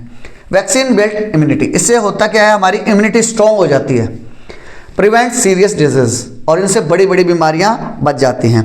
वैक्सीनेशन का पूरा एक चार्ट रहता है बेटा, जैसे ही बेबी प्रोड्यूस होता है, बेबी इस दुनिया में आता है, तो उसकी मदर को एक कार्ड दे दिया जाता है। उसमें कार्ड में लिखा होगा कि 3 महीने आपको ये वाला वैक्सीन लगाना है, 6 महीने में ये वाला लगवाना है, 1 साल में ये लगवाना है, लाइक दैट पूरा प्रोसीजर रहता है। नेक्स्ट आता है इम्यूनिटी। जब इम्यूनिटी की बात की तो इम्यूनिटी आपको समझ आना जरूरी है। इम्यूनिटी क्या होता है, how does the body fight disease, हमारी बॉडी डिजीज के अगेंस्ट कैसे लड़ती है। अब ये देखो, इस पूरे क्वेश्चन में क्या कहीं इम्यूनिटी का जिक्र आया, नहीं आया सर, लेकिन फिर भी पूछ क्या रहा है वो, इम्यूनिटी। अगर आप ऐसे ही कॉन्सेप्चुअली पढ़ोगे तो कोई क्वेश्चन मिस नहीं होगा। Why do some people fall sick less, कुछ आदमी बहुत कम बीमार पड़ते हैं। आपने देखा होगा क्लास में कुछ बच्चे तो बड़ा जल्दी जल्दी बीमार हो रहे हैं, कुछ बच्चे बहुत कम बीमार होते हैं। तो ऐसा क्यों, क्योंकि उनकी इम्यूनिटी बहुत स्ट्रांग थी, इसलिए वो बीमार नहीं हो रहे।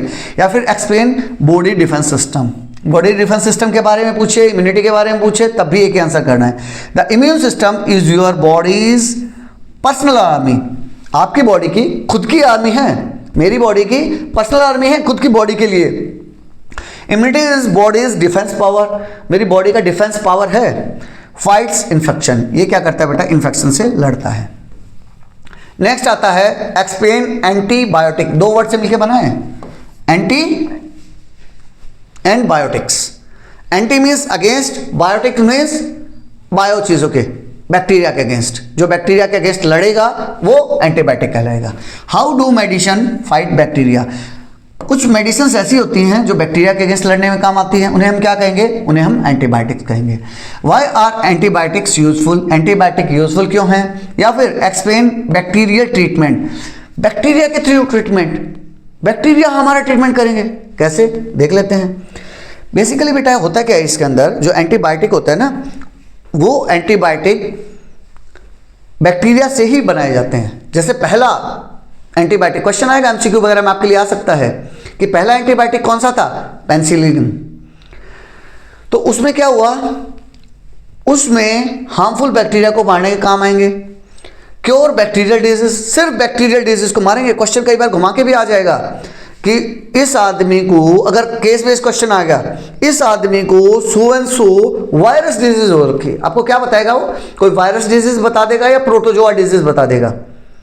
वायरस मान लिया कोविड की बात कर रहे हैं तो बोलेगा जब हमारे पास एंटीबायोटिक थी तो हमने कोविड-19 में एंटीबैक्टीरिया क्यों नहीं यूज किए, एंटीबायोटिक क्यों यूज नहीं किए, क्यों, क्योंकि वो एंटीबायोटिक थे, इट मीन्स वो एंटी बैक्टीरियल थे ना कि एंटी वायरस। वायरस के अगेंस्ट काम नहीं करते, वो एंटी बैक्टीरिया थे, इसीलिए वो बैक्टीरियल डिजीज के अगेंस्ट ही काम करेंगे और हार्मफुल बैक्टीरिया को मार देंगे।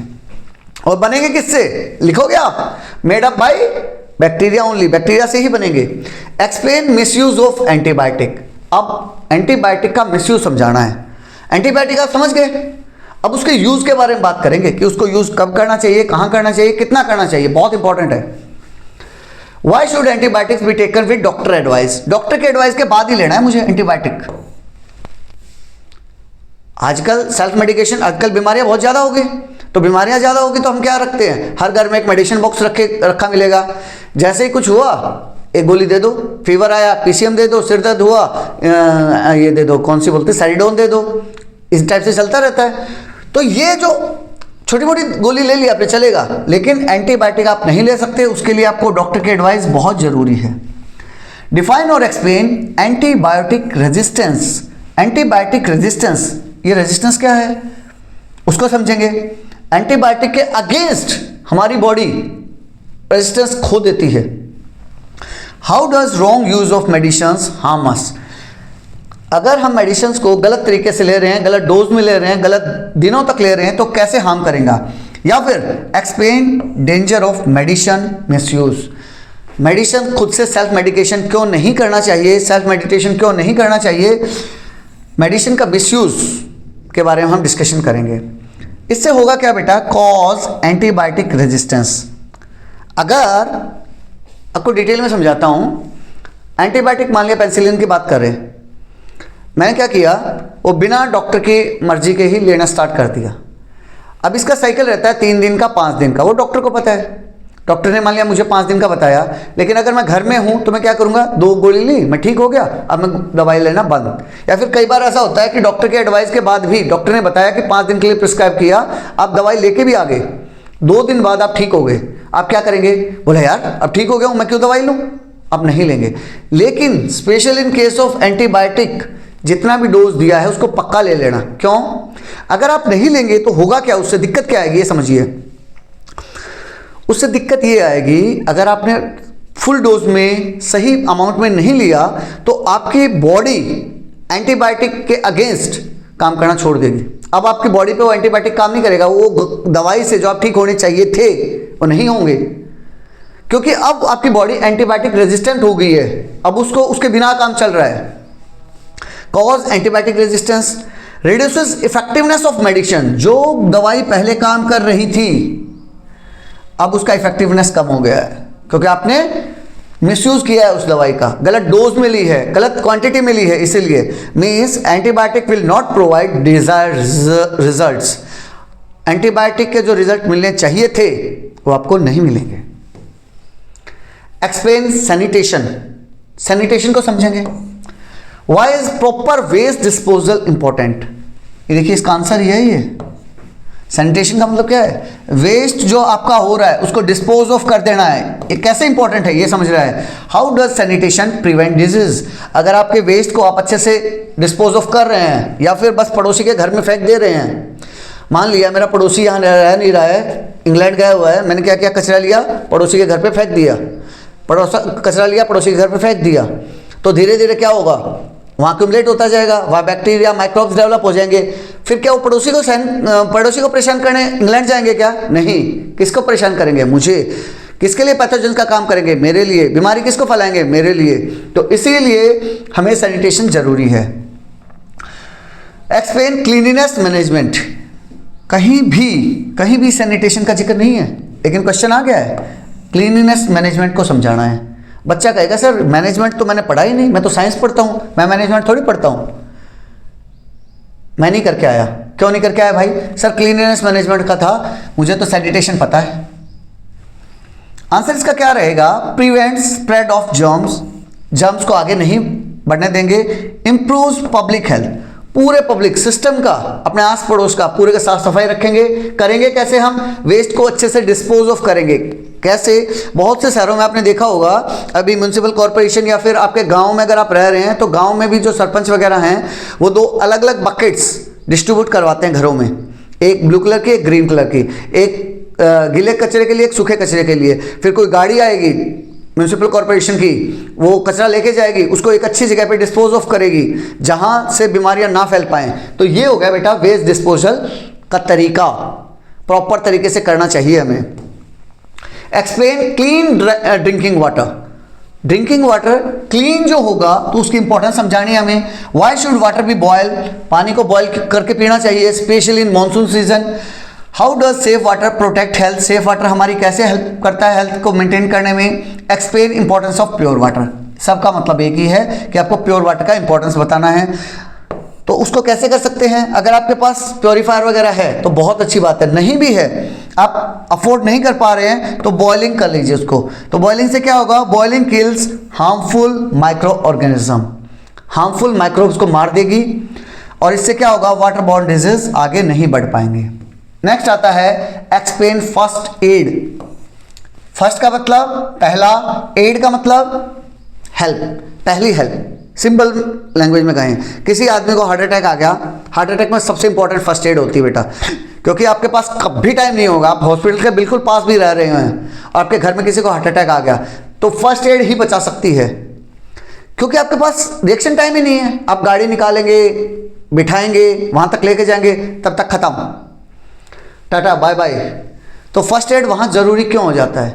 क्योंकि वहां रिएक्शन टाइम बहुत कम है। तो अगर उस टाइम में किसी को वहां सीपीआर देना आता है, और मूवीज में दिखाते हैं ना ऐसे दबा दबा के हार्ट को पंप करते हैं, वो उसे सीपीआर बोलते हैं, वो देना आता है। या फिर आपकी हड्डी टूट गई, किसी ने आपको सही जगह से ऐसे पैक करके आपको अच्छे से कोई लकड़ी का फट्टा कपड़ा वगैरह बांध के फिर आपके डॉक्टर के पास लेके गया, तो आपको बहुत हेल्प मिलेगी। डॉक्टर बोलेगा यार मजाक कर दिया इस बंदे ने, तो जान बचा दी इस बंदे की। How does immediate care help patient, तुरंत जो हेल्प मिल जाती है वो पेशेंट्स को कैसे हेल्प करती है।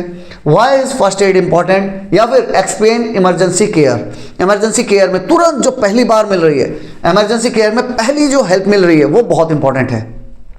कई बार आप जा रहे हो, गाड़ी से जा रहे हो और कोई एक्सीडेंट, रोड एक्सीडेंट दिखाई दिया, आसपास कोई नहीं है, आपने गाड़ी रोकी, देखा कोई बंदे ब्लीड कर रहे हैं, तो अगर आपने वहां अच्छे से फर्स्ट एड दे दिया तो उस आदमी की जान बच जाएगी। क्योंकि जब तक आप हॉस्पिटल पहुंचेंगे तब तक तो बहुत सारी ब्लीडिंग हो चुकी होगी। तो अगर आपके पास कुछ नहीं भी है तो एक अपनी टी शर्ट ही निकालिए, टी शर्ट निकालिए, उसको बांध दीजिए, तो एटलीस्ट उसका ब्लीडिंग रुक जाएगी, उससे भी बच सकता है आदमी। It provides immediate medical help, इससे क्या होगा बेटा? पहली इमीडिएट तुरंत वाली मेडिकल हेल्प मिल जाती है। Prevents condition from worsening, condition को बहुत ज़्यादा खराब होने से बचा देगा, वो रोक देगा। जैसे मैंने बताया ब्लीडिंग का एग्जांपल, आपने उसको टी शर्ट भी बांध दी, ये एग्जांपल में लिख सकते हैं। मैंने उसको टी शर्ट बांध दी तो होगा क्या? उसकी ब्लीडिंग रुक गई। अब उसका जो मान लिया 2 लीटर 3 लीटर खून निकलना था वो बचा लिया आपने, तो उससे आदमी बच जाएगा। बस आप 5 मिनट देर हो गए। ये हिंदी में मैं इसलिए ऐड किया है क्योंकि मूवीज में दिखाते हैं ना, जब हीरो अपने फादर को मदर को लेके पहुंचता है या फिर किसी एक्सीडेंट विक्टिम को लेके पहुंचता है कि ये देखिए सर इनको बचा लीजिए, तो डॉक्टर क्या बोलता है? बस आप 5 मिनट लेट हो गए, 5 मिनट पहले आ जाते तो हम इसे बचा लेते। तो वो 5 मिनट क्यों खराब हुए? क्योंकि उस टाइम में उस बंदे को फर्स्ट एड नहीं मिल पाई, फर्स्ट एड नहीं मिल पाई, पहली हेल्प नहीं मिल पाई, ढंग से नहीं मिल पाई, इसीलिए। तो इसलिए आजकल स्कूलों में भी बेटा सिखाया जाता है फर्स्ट एड के बारे में। आप लोग भी जहां भी मौका मिले प्लीज सीखिए उसको। Explain hospital and health care services, hospital और हेल्थ केयर सर्विसेज के बारे में एक्सप्लेन कीजिए। Why are hospitals important, hospital जरूरी क्यों हैं। या फिर ये तुमने सुना होगा मूवीज में, डॉक्टर तो भगवान होते हैं, डॉक्टर ने बचा लिया, मेरे लिए तो भगवान से भी ऊपर है, ये वर्ड सुने। या फिर explain medical care system, medical care system को बताइए। ये क्या करते हैं बेटा? हमारे ट्रीटमेंट करते हैं और हमारी केयर में हेल्प करते हैं। आप लोग भी कभी ना कभी एडमिट हुए होंगे, भगवान करे अगर आप नहीं हुए हैं तो होना भी मत। हेल्प इन सेविंग लाइफ को सेव करने में हमारी बहुत हेल्प करते हैं। Explain role of government in health का गवर्नमेंट का क्या रोल है हेल्थ के अंदर, हेल्थ को मेंटेन करने में गवर्नमेंट कैसे हेल्प करता है। आपने देखा होगा बेटा, हर एक डिस्ट्रिक्ट हेडक्वार्टर में एक बड़ा हॉस्पिटल रहता है। प्राइवेट कुकरमुते बहुत ज़्यादा हैं। कुकरमुते मीन्स जो जगह जगह खुल के बहुत छोटे छोटे हॉस्पिटल, नर्सिंग होम, ये वो फलाना ढिमकाना बहुत हैं। लेकिन रियल जान जब रियल इमरजेंसी आती है ना, तो वो देखना, अभी तक जो आपसे लाख 2 लाख रुपया पर डे का ले रहा था ना, आपको भेजेगा गवर्नमेंट हॉस्पिटल की तरफ। पीजीआई चले जाइए, एम्स चले जाइए, गवर्नमेंट हॉस्पिटल में भेजता है। क्यों? तो वही इंपॉर्टेंस पूछ रहा है कि गवर्नमेंट की क्या रोल है। अब कुछ बच्चे ये भी सोच रहे होंगे कि सर गवर्नमेंट का रोल थोड़ी होता है, गवर्नमेंट तो इलेक्शन के लिए होती है, गवर्नमेंट तो पुलिस को मेंटेन करने के लिए होती है, स्कूल्स के लिए होती है, लेकिन गवर्नमेंट मेडिकल सिस्टम में भी बहुत ज़रूरी है। मैंने बताया ना, बड़े बड़े हॉस्पिटल, एम्स, ये आपके पीजीआई, सब गवर्नमेंट रन हैं। How does government protect public health? Public health की बात कर रहे हैं बेटा। पब्लिक मीन्स जहाँ बहुत सारे लोग इन्वॉल्व हैं, उसको कैसे हेल्प करती है। How are health schemes important? कुछ हेल्थ स्कीम के बारे में पूछ सकता है, हेल्थ स्कीम कैसे इंपॉर्टेंट हो सकती है।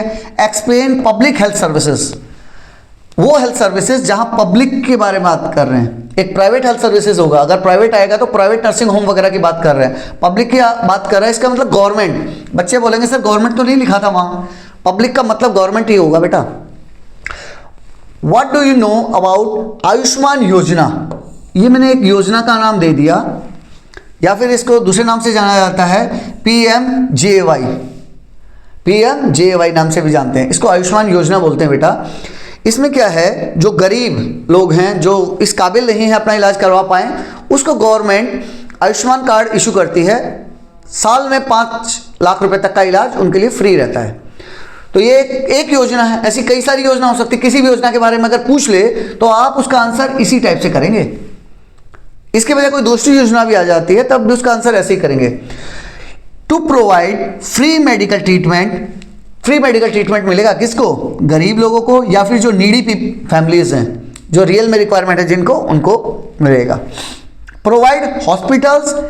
हॉस्पिटल्स आपको मैंने बताया डिस्ट्रिक्ट हेडक्वार्टर में हमेशा आपको एक बड़ा हॉस्पिटल मिलेगा, या फिर वैक्सीन्स में भी देने में हेल्प करता है। कंट्रोल डिजीज आउटब्रेक्स, ये बहुत इंपॉर्टेंट पॉइंट है, छोटा सा, लेकिन डिजीज के आउटब्रेक में बहुत हेल्प करते हैं। एक बात बताइए, कोविड-19 हुआ तो प्राइवेट हॉस्पिटल ने क्या किया था? पैसे बनाने में लग गए थे। रियल जान बची थी गवर्नमेंट हॉस्पिटल्स के थ्रू। क्यों? क्योंकि वो पैसा बनाने में बिजी नहीं थे, वहीं में आपको रियल केयर मिल रही थी। जो डिजीज आउटब्रेक के बारे में बात कर रहे हैं, तो आपने देखा होगा कि कहीं भी मान लिया फ्यूमिगेशन होता है, वो धुआं छोड़ने वाली एक मशीन, गाड़ी आती है ना, धुआं छोड़ के जाती है आपकी कॉलोनी में, उस टाइप से फ्यूमिगेशन हो रहा है, या फिर हेल्थ केयर का कोई कैंप लग रहा है, most of the time government hospital ही लगाते हैं, और गवर्नमेंट हॉस्पिटल इसको मेंटेन कर पाते हैं। इसीलिए गवर्नमेंट हॉस्पिटल की इंपॉर्टेंस समझा रखी है यहाँ आपको। Explain pollution and health. Pollution और हेल्थ के बारे में बताइए। पॉल्यूशन का मतलब धुआं वगैरह। How does pollution affect human? कैसे अफेक्ट करेगा?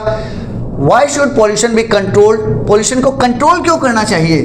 Explain health effect of pollution. Pollution के हेल्थ पे क्या इफेक्ट पड़ेंगे?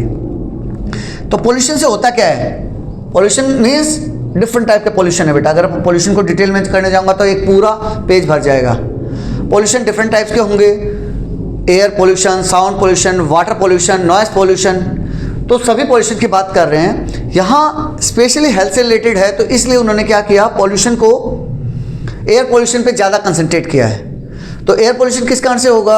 आप लिख सकते हैं, जो आप व्हीकल चला रहे हैं, इसीलिए देखा होगा आपने आजकल पेट्रोल डीजल की बजाय हम ईवी पे शिफ्ट हो रहे हैं, सच दैट पॉल्यूशन कम हो। पॉल्यूशन कम हो तो ग्लोबल वार्मिंग भी थोड़ा नीचे आ जाए, तो हमारी रेस्पिरेटरी सिस्टम बची रह जाए। तो पॉल्यूशन से हो क्या रहा है? रेस्पिरेटरी डिजीज आ रही हैं, हमें सांस की दिक्कतें बहुत ज़्यादा बढ़ रही हैं। It harms human health. तो पॉल्यूशन से हमारी हेल्थ को बहुत अफेक्ट पड़ेगा। Explain role of clean air. Pollution का उल्टा, क्लीन एयर, साफ सुथरी air. What do you know about AQI? मैं पहले डिस्कशन किया था, AQI क्या होता है? Air quality index. How does air quality affect health? Air quality का हेल्थ के ऊपर क्या असर पड़ेगा? Explain respiratory health, respiratory health के बारे में बताइए। Clean air supports healthy breathing, अगर आपकी एयर अच्छे से क्लीन होगी तो आप अच्छे से हेल्दी ब्रीदिंग ले पाएंगे। जैसे आप देखा होगा, आपके पेरेंट्स भी बताते होंगे कि जब भी खुली हवा में जाते हैं तो ऐसे अच्छे से लंबे सा इनहेल करेंगे, एक्सेल करेंगे, या फिर गार्डन में जाते हैं इनहेल करते हैं, एक्सेल करते हैं। लेकिन वही जब हम पोल्यूशन में जाते हैं, दिन में सिटी में जाते हैं, तो हम मास्क लगा के जाते हैं, या फिर कोई ट्रक पीछे से बड़ा जबरदस्त धुआं छोड़ रहा है तो हम क्या करते हैं, कुछ सेकंड्स के लिए अपने सांस को बंद कर लेते हैं। क्यों बंद कर लेते हैं? कहीं वो मेरे रेस्पिरेटरी सिस्टम में अंदर ना चला जाए, क्योंकि जो धुआं छोड़ रहे हैं वो धुआं क्या है? अनबर्न्ड कार्बन है, बिना जला हुआ कार्बन है वो, अनबर्न्ड कार्बन। इसी के कारण वो होता है। तो आप लिख सकते हैं इसमें, pollution, air pollution is because of all these vehicle, जिसमें अनबर्न्ड कार्बन जल रहा है और वो अच्छे से जल नहीं पा रहा है, इसीलिए वो धुआं छोड़ते हैं। Measured in terms of AQI, उसको कैसे चेक किया जाता है? AQI के थ्रू, एयर क्वालिटी इंडेक्स के थ्रू। दिल्ली में बहुत फेमस है AQI। प्रिवेंट्स लंग डिजीज, उससे क्या होगा बेटा? लंग डिजीज बच जाएंगे। अगर आप क्लीन एयर में सांस ले रहे होंगे तो लंग डिजीज बच जाएंगे और रेस्पिरेटरी डिजीज बच जाएंगे। जैसे TB वगैरह सुना होगा ना, ट्यूबरकुलोसिस, वो बीमारियां रेस्पिरेटरी सिस्टम के कारण ही होती हैं। मैंने ऐड किया हुआ है, लास्ट में पूरी सभी बीमारियों को अच्छे से समझेंगे। Explain role of sunlight, sunlight का रोल बताइए। Why is sunlight necessary for health? How does sunlight help bones? Sunlight हमारी बोन्स में कैसे हेल्प करती है? Explain benefit of sunlight. Sunlight provides vitamin D, directly link है बेटा।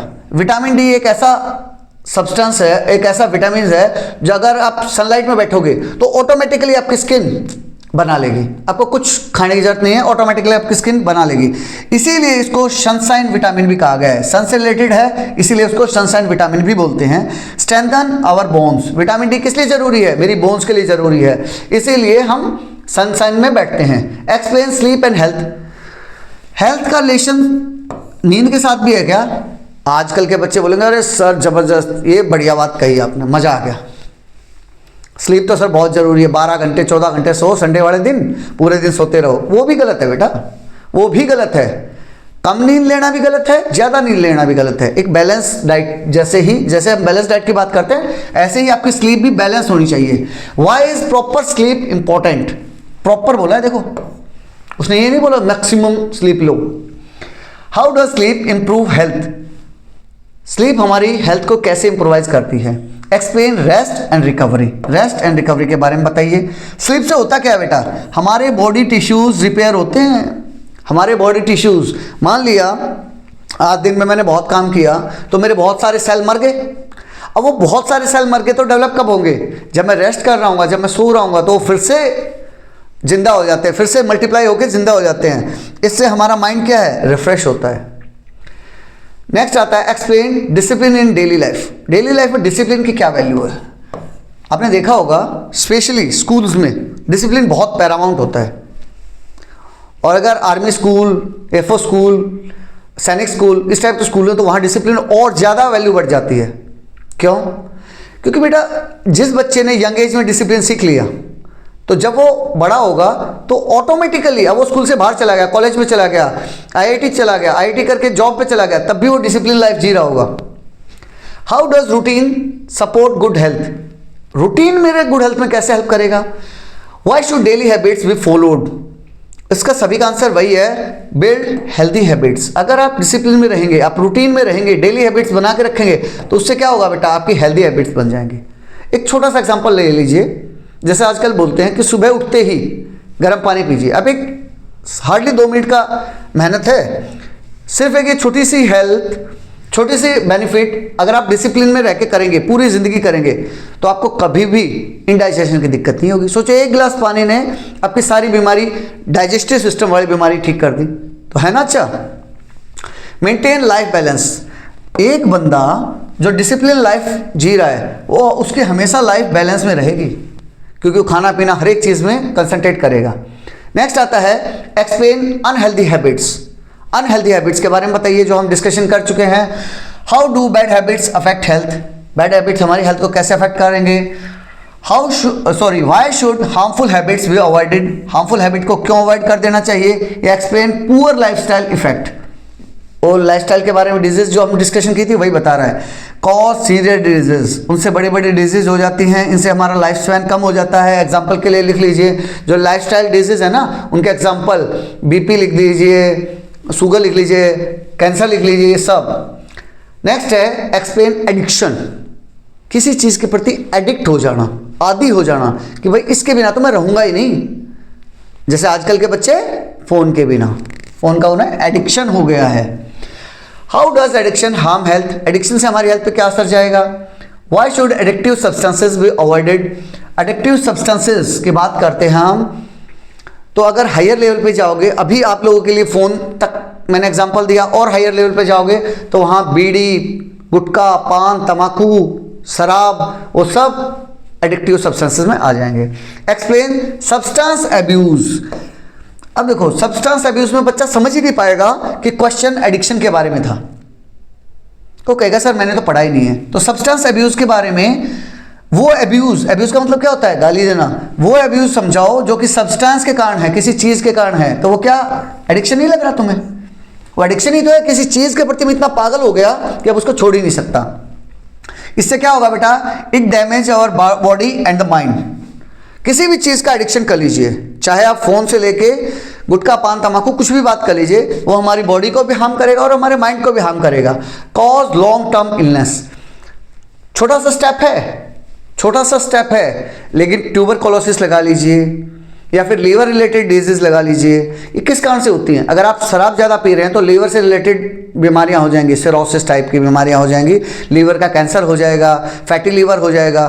तो ये सब क्या है, ये सब इसी के रीज़न है एडिक्शन के, किसी चीज़ के प्रति आप एडिक्टिव हो गए तब। Explain role of family in health, health में फैमिली का रोल बहुत इंपॉर्टेंट हो जाता है। कैसे, आपने देखा होगा कोई फैमिली पूरी की पूरी हेल्दी लग रही है, कोई फैमिली पूरे मरे मरे से हैं, उसके पीछे रीज़न क्या है। How does family support healthy living, अगर आपकी मदर, स्पेशली बच्चों के केस में मैं कहूँ तो माँ का रोल बहुत ज़्यादा बढ़ जाता है, माँ का रोल बहुत ज़्यादा बढ़ जाता है, क्योंकि माँ उन्हें एक रास्ता बताती है। हाँ, फादर्स आर ऑल्सो इम्पोर्टेंट, मैं ये नहीं कह रहा, लेकिन most of the time normally middle class family की बात कर रहा हूँ मैं। अगर मदर वर्किंग नहीं है तो मदर ही आपका खाना पीना, हाइजीन सब मदर की जिम्मेवारी होती है। तो बच्चों के केस में फैमिली में भी मदर ज़्यादा इंपॉर्टेंट हो जाती है।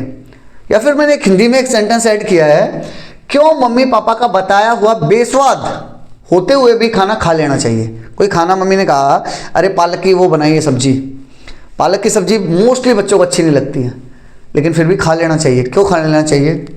या फिर explain family influence on health, क्योंकि बेटा आपके पेरेंट्स को बहुत अच्छे से पता है, they know the importance of health, क्योंकि वो लोग मैच्योर हो चुके हैं, वो एक दो बार बीमार हो चुके हैं, हॉस्पिटल जा चुके हैं, उन्हें पता है कि अगर आप ग्रीन लीफी वेजिटेबल्स खाएंगे, बैलेंस डाइट की बात कर रहा हूँ, ग्रीन लीफी वेजिटेबल खाएंगे तो आपको विटामिन ए अच्छे से मिलेगा, आयरन अच्छे से मिलेगा ना।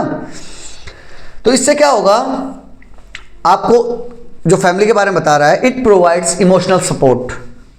जो फैमिली है वो आपको इमोशनल सपोर्ट प्रोवाइड करती है। अगर आप कहीं कमजोर भी हो रहे हैं, आप अच्छे से खाना नहीं खा पा रहे हैं, तो वो क्या होगा, मम्मी अपने हाथ से खिला देगी, ले बेटा तेरे को अच्छा नहीं लग रहा है, मैं खिला देती हूँ, एटलीस्ट आपके अंदर तो गया, बॉडी में तो खाया। Encourages healthy habits, most of the time देखना बड़ी दिक्कत आती है बच्चों के और पेरेंट्स के बीच में, स्पेशली खाने पीने को लेकर, कि मेरा बच्चा तो खाता ही नहीं है, फिर मम्मी पापा गुस्सा कर रहे हैं, ठीक है आधा घंटा फ़ोन दे देंगे, आजकल बार्गेन चलता है, ऐसा है ना। तो वो क्या है, हेल्दी हैबिट्स को इम्प्रोवाइज करने में हेल्प करते हैं। नेक्स्ट आता है एक्सप्लेन स्कूल हेल्थ प्रोग्राम। जैसे हमने कम्युनिटी हेल्थ प्रोग्राम पढ़ा, उसी टाइप से स्कूल हेल्थ प्रोग्राम भी रहते हैं। How do school promote health, या फिर why is health education important in schools, school में भी हेल्थ एजुकेशन के बारे में बताया जा रहा है, वो क्यों जरूरी है। एक्सप्लेन स्टूडेंट हेल्थ केयर और स्कूल हेल्थ कार्ड, स्टूडेंट का हेल्थ केयर के बारे में बताइए, या फिर डायरेक्टली आ सकता है स्कूल का एक हेल्थ कार्ड बनाते हैं बेटा, आजकल कुछ स्कूलों में शुरू हो गया है, बच्चे का पूरा हेल्थ कार्ड रहेगा, उसमें सब कुछ, उसका आई साइट से लेके बीपी से लेके टीथ के बारे में सब कुछ रहेगा।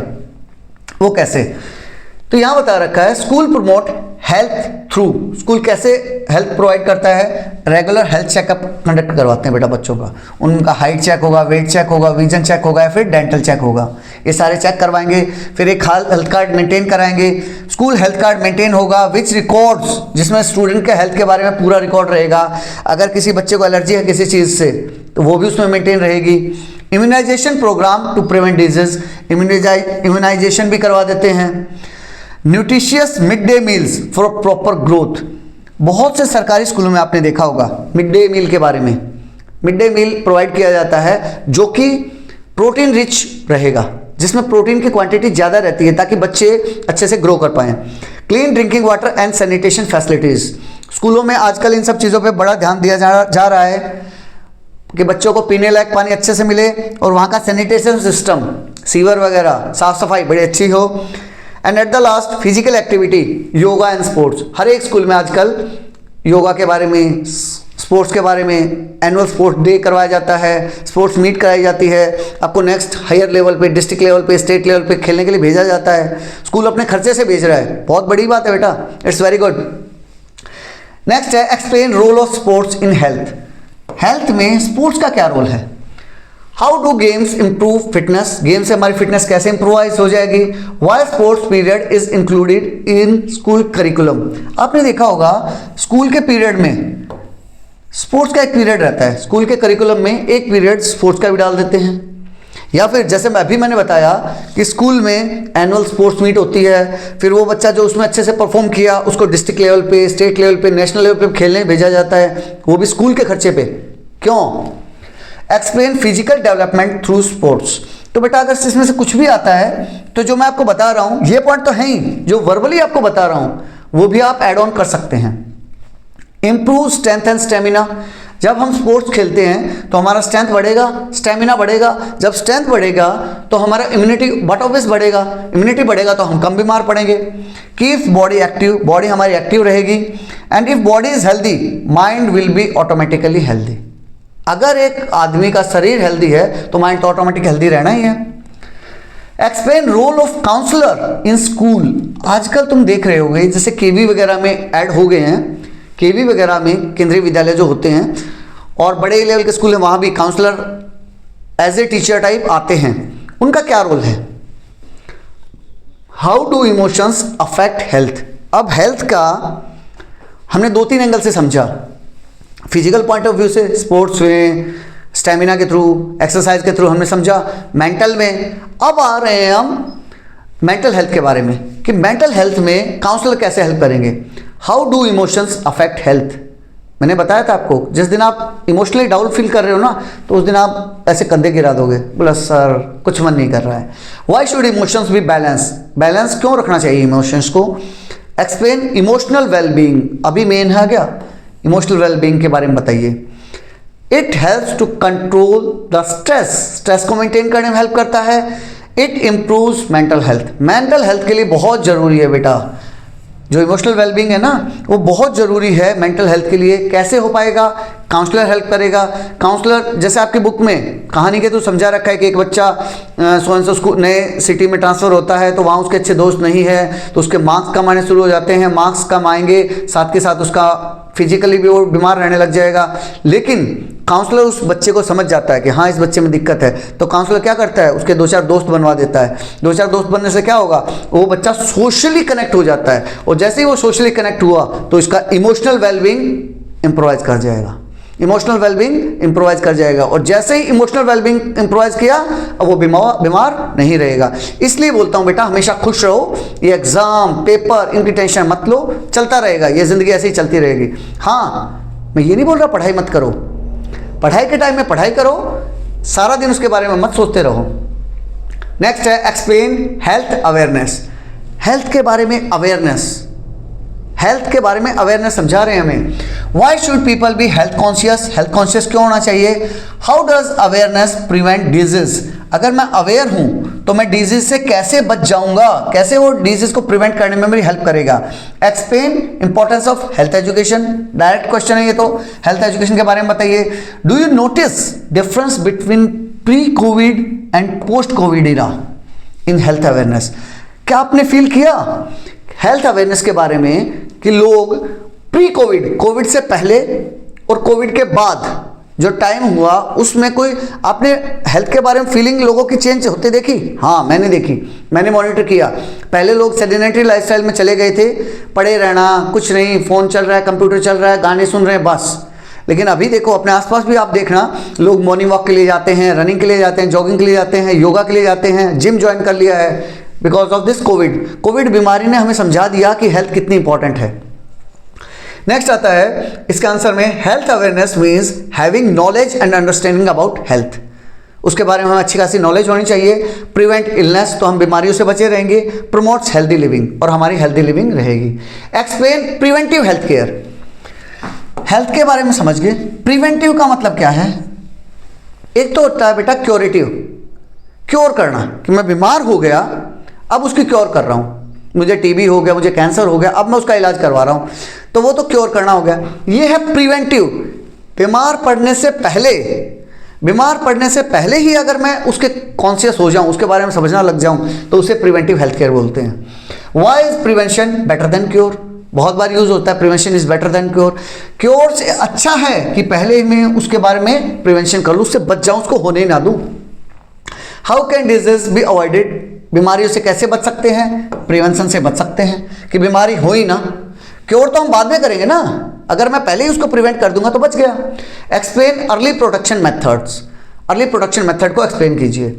Measures taken to prevent, preventive health care को एक्सप्लेन किया है। ऐसे मेजर, ऐसे तरीके जो मैं ले रहा हूं डिजीज से बचने के लिए, बिफोर दे अकर, ये कीवर्ड है, इससे पहले कि वो हो, उससे पहले ही मैं प्रिवेंशन ले रहा हूं। सेव्स लाइफ एंड मनी, उससे जिंदगी बच जाती है और पैसा तो बचता ही बचता है। रिड्यूसेस डिजीज स्प्रेड, और बीमारियां और आगे नहीं बढ़ेंगी। 46 question, explain healthy lifestyle, healthy lifestyle के बारे में बताइए। How do habits help health, habits का कैसे इफेक्ट पड़ेगा? Why is lifestyle important for health? Already हम इसके बारे में एक बार कर चुके हैं। एक्सप्लेन गुड लिविंग प्रैक्टिसेस, तो गुड लिविंग प्रैक्टिस में हम क्या करेंगे? एक्सरसाइज करेंगे, अच्छी डाइट लेंगे, हाइजीन रखेंगे, फिजिकल, मेंटल और सोशल वेलबींग पे ध्यान रखेंगे, और क्वालिटी ऑफ लाइफ इंप्रोवाइज करेंगे। क्वालिटी ऑफ लाइफ इंप्रोवाइज करेंगे मतलब मैं 2 AC लगवा लूंगा सर घर में, और कूलर भी लगवा लूंगा सर, फ्रिज बड़े वाला ले आऊंगा, क्वालिटी ऑफ लाइफ इंप्रोवाइज कर दी। This is nothing like that बेटा, उसका पैसे से कोई मतलब नहीं है।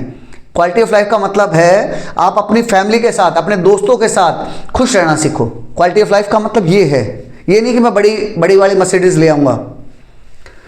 Explain a communicable disease example, communicable disease के एक एग्जाम्पल को एक्सप्लेन कीजिए। How does flu spread, flu कैसे बढ़ेगा? व्हाई इज कोल्ड इन्फेक्शियस, मैंने इसलिए ऐड किया ये, देखो फ्लू कोल्ड ये समझाने के लिए कि कम्युनिकेबल के डिजीज के एग्जाम्पल कौन कौन से होते हैं, फ्लू, कोविड या फिर कोविड-19। Explain disease transmission with example, तो ये क्या होगा बेटा, कैसे फैलेगा? एयर के थ्रू, वाटर के थ्रू, मिट्टी के थ्रू, या फिर पर्सनल कॉन्टैक्ट से भी फैल सकता है।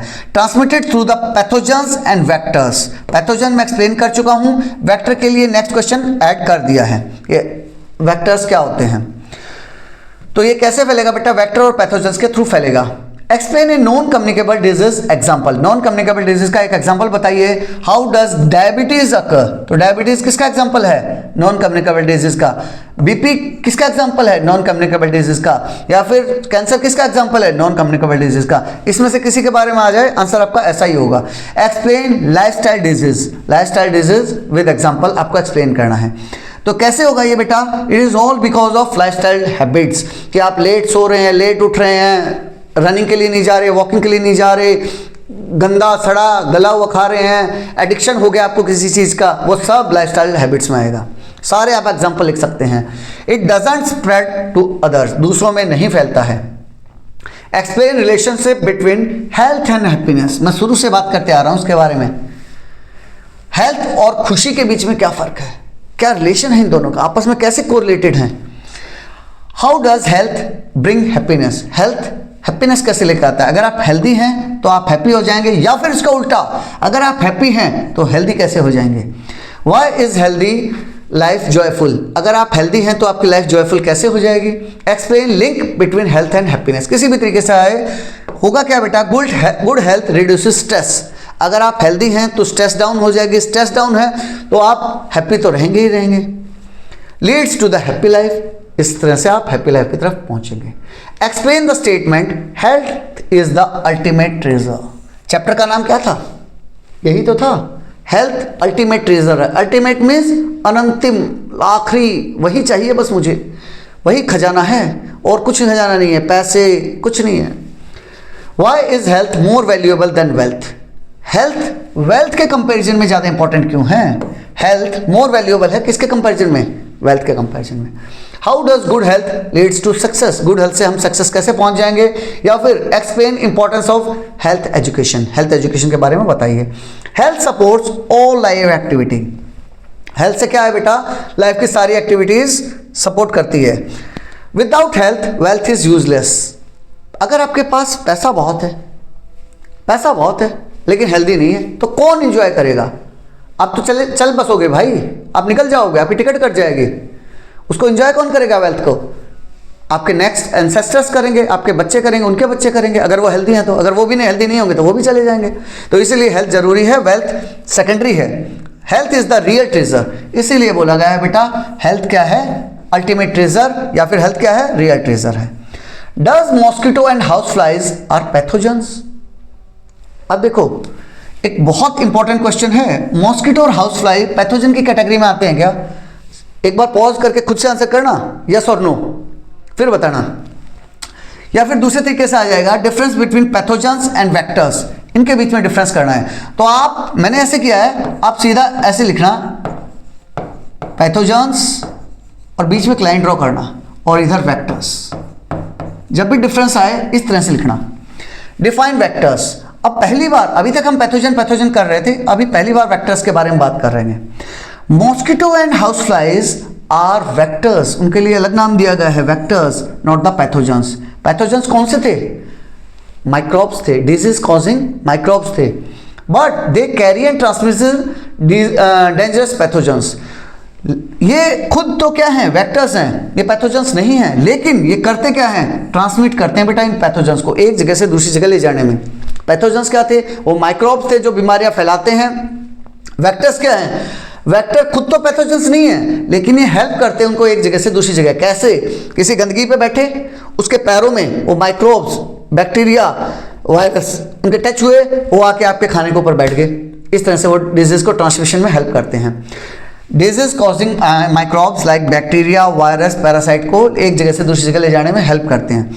That cause illness such as malaria, dengue वगैरह इन्हीं कारण से फैलते हैं। तो पैथोजेंस क्या हो गए? वो माइक्रोब्स हो गए। वेक्टर्स क्या हो गए? मच्छर, मक्खी, वो सब हो गए जो उन पैथोजेंस को ले जाने में हेल्प करते हैं। दोनों डिजीज फैलाते हैं लेकिन तरीका अलग अलग है। What do you understand by deficiency disease? Deficiency disease से क्या समझते हैं? डिजीज के बारे में हम समझ चुके हैं। डेफिशिएंसी डिजीज क्या होती है? डेफिशिएंसी का मतलब क्या होता है बेटा? लिटरल मीनिंग बोलूं तो कमी। डेफिशिएंसी मीन्स कमी हो जाना, किसी चीज की कमी हो जाए तब जो बीमारी होती है उसे डेफिशिएंसी डिजीज बोलते हैं। What are diseases caused due to the lack of nutrients? Nutrients की कमी हो जाने के कारण जो दिक्कतें आती हैं, जो बीमारियां आ जाती हैं, उन्हें हम क्या बोलते हैं? तो आप सीधा बोलोगे उन्हें डेफिशिएंसी डिजीज बोलते हैं। Name and explain disease caused by the deficiency of nutrients. ऐसे डिजीज को एक्सप्लेन करो, नाम बताओ जो कि डेफिशिएंसी के कारण होती हैं। What happens when the body lakhs essential nutrients? अगर बॉडी में एसेंशियल न्यूट्रिएंट्स की कमी हो जाएगी तो क्या होगा? आपको डेफिशिएंसी डिजीज हो जाएंगे। एक्सप्लेन करो। Illness that occur when the body does not get enough essential nutrients, वो बीमारियां जो कि अक्कर करती हैं, जो होती हैं कब? अगर एसेंशियल न्यूट्रिएंट्स की कमी है तब।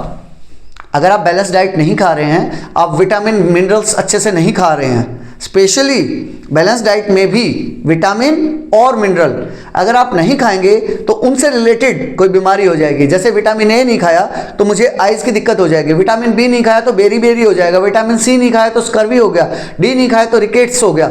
इस टाइप से हर एक विटामिन और मिनरल के साथ अलग अलग बीमारियां अटैच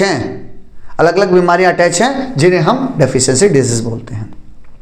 सच as vitamin, mineral, protein, carbs, ये सब अगर मैं नहीं खाऊंगा तो मुझे दिक्कतें हो जाएंगी। What do you understand bye chronic disease? बीमारियां समझ चुके हैं। क्रॉनिक मीन्स लगातार, क्रॉनिक मीन्स लगातार, ऐसी बीमारियां जो लगातार चले आ रही हैं, ठीक हो ही नहीं रही हैं। फीवर आता है 3 दिन में, 5 दिन में, 7 दिन में, 10 दिन में ठीक हो जाता है, तो क्या वो क्रॉनिक के डिजीज में आएगा? नहीं आएगा। क्रॉनिक के डिजीज में आएगा बेटा जो 3 महीने से ज़्यादा की लंबी बीमारियां हैं।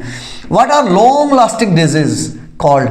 ऐसी बीमारियां जो बहुत लंबी चलती हैं उन्हें क्या कहते हैं? What type of disease develop slowly and continue for years? कौन सी डिजीज की वो टाइप है जो कि धीरे धीरे डेवलप करती है और कंटिन्यू करती है कई सालों तक? Name and explain disease that last for a long time. किसी डिजीज का नाम बताओ और एक्सप्लेन करो ऐसी डिजीज जो कि लंबे समय तक चलती हैं। कुछ बच्चों का बेटा ये भी डाउट है कि सर क्वेश्चन तो इतने बड़े बड़े, आंसर आपने 2-3 लाइन में डाले। इसलिए डाले बेटा क्योंकि ये देखो, ये जो मेरे क्वेश्चन है ना, जो क्वेश्चन है वही आंसर की एक एक लाइन बन रहे हैं। मैंने क्रोनिक डिजीज को, आपको लग रहा होगा कि आंसर ये 3 हैं, लेकिन ये भी तो वही चीज को एक्सप्लेन कर रहे हैं ना, इसीलिए मैंने यहां छोटा डाला। ये भी आंसर का ही पैटर्न है। आंसर को कई बार घुमा फिरा के डाल देते हैं। लॉन्ग लास्टिंग डिजीज को ही तो क्रोनिकल डिजीज बोलते हैं। सिमिलरली ऐसी डिजीज जो कि कई सालों तक चली उसको तो क्रोनिकल डिजीज बोलते हैं। इसीलिए मैंने आंसर छोटे लग रहे हैं लेकिन क्वेश्चन लंबे लग रहे हैं। आंसर में क्या है? डिजीज दैट डेवलप स्लोली, जो धीरे धीरे डेवलप की, and last for a long period of time, बहुत लंबे समय तक चल गई, जैसे 3 महीने से भी ज़्यादा, जैसे कैंसर वगैरह। These diseases usually require long term care, इसमें लॉन्ग टर्म केयर चाहिए, मैनेजमेंट चाहिए, rather than क्विक ट्रीटमेंट। तुरंत से इलाज नहीं होगा कि एक पीसीएम ले ली कल सुबह ठीक, नहीं, लॉन्ग टर्म ट्रीटमेंट चाहिए। या आपके घर का पूरा पैसा ले जाएंगे, पूरी कमाई ले जाएंगे, आदमी का पूरे शरीर को ले जाएंगे, पूरा खत्म कर देंगे। कई बार तो आदमी भगवान के पास चला जाएगा, जैसे diabetes, asthma, heart disease, arthritis या फिर ट्यूबरकुलोसिस। ये वो बीमारियों के नाम हैं जो कि लॉन्ग टर्म डिजीज में काउंट होते हैं। Who discover the first vaccine and how? पहली वैक्सीन का खोज किसने किया था और कैसे किया था? Who introduce vaccination for the first time? How did it begin? ये कैसे शुरू हुआ?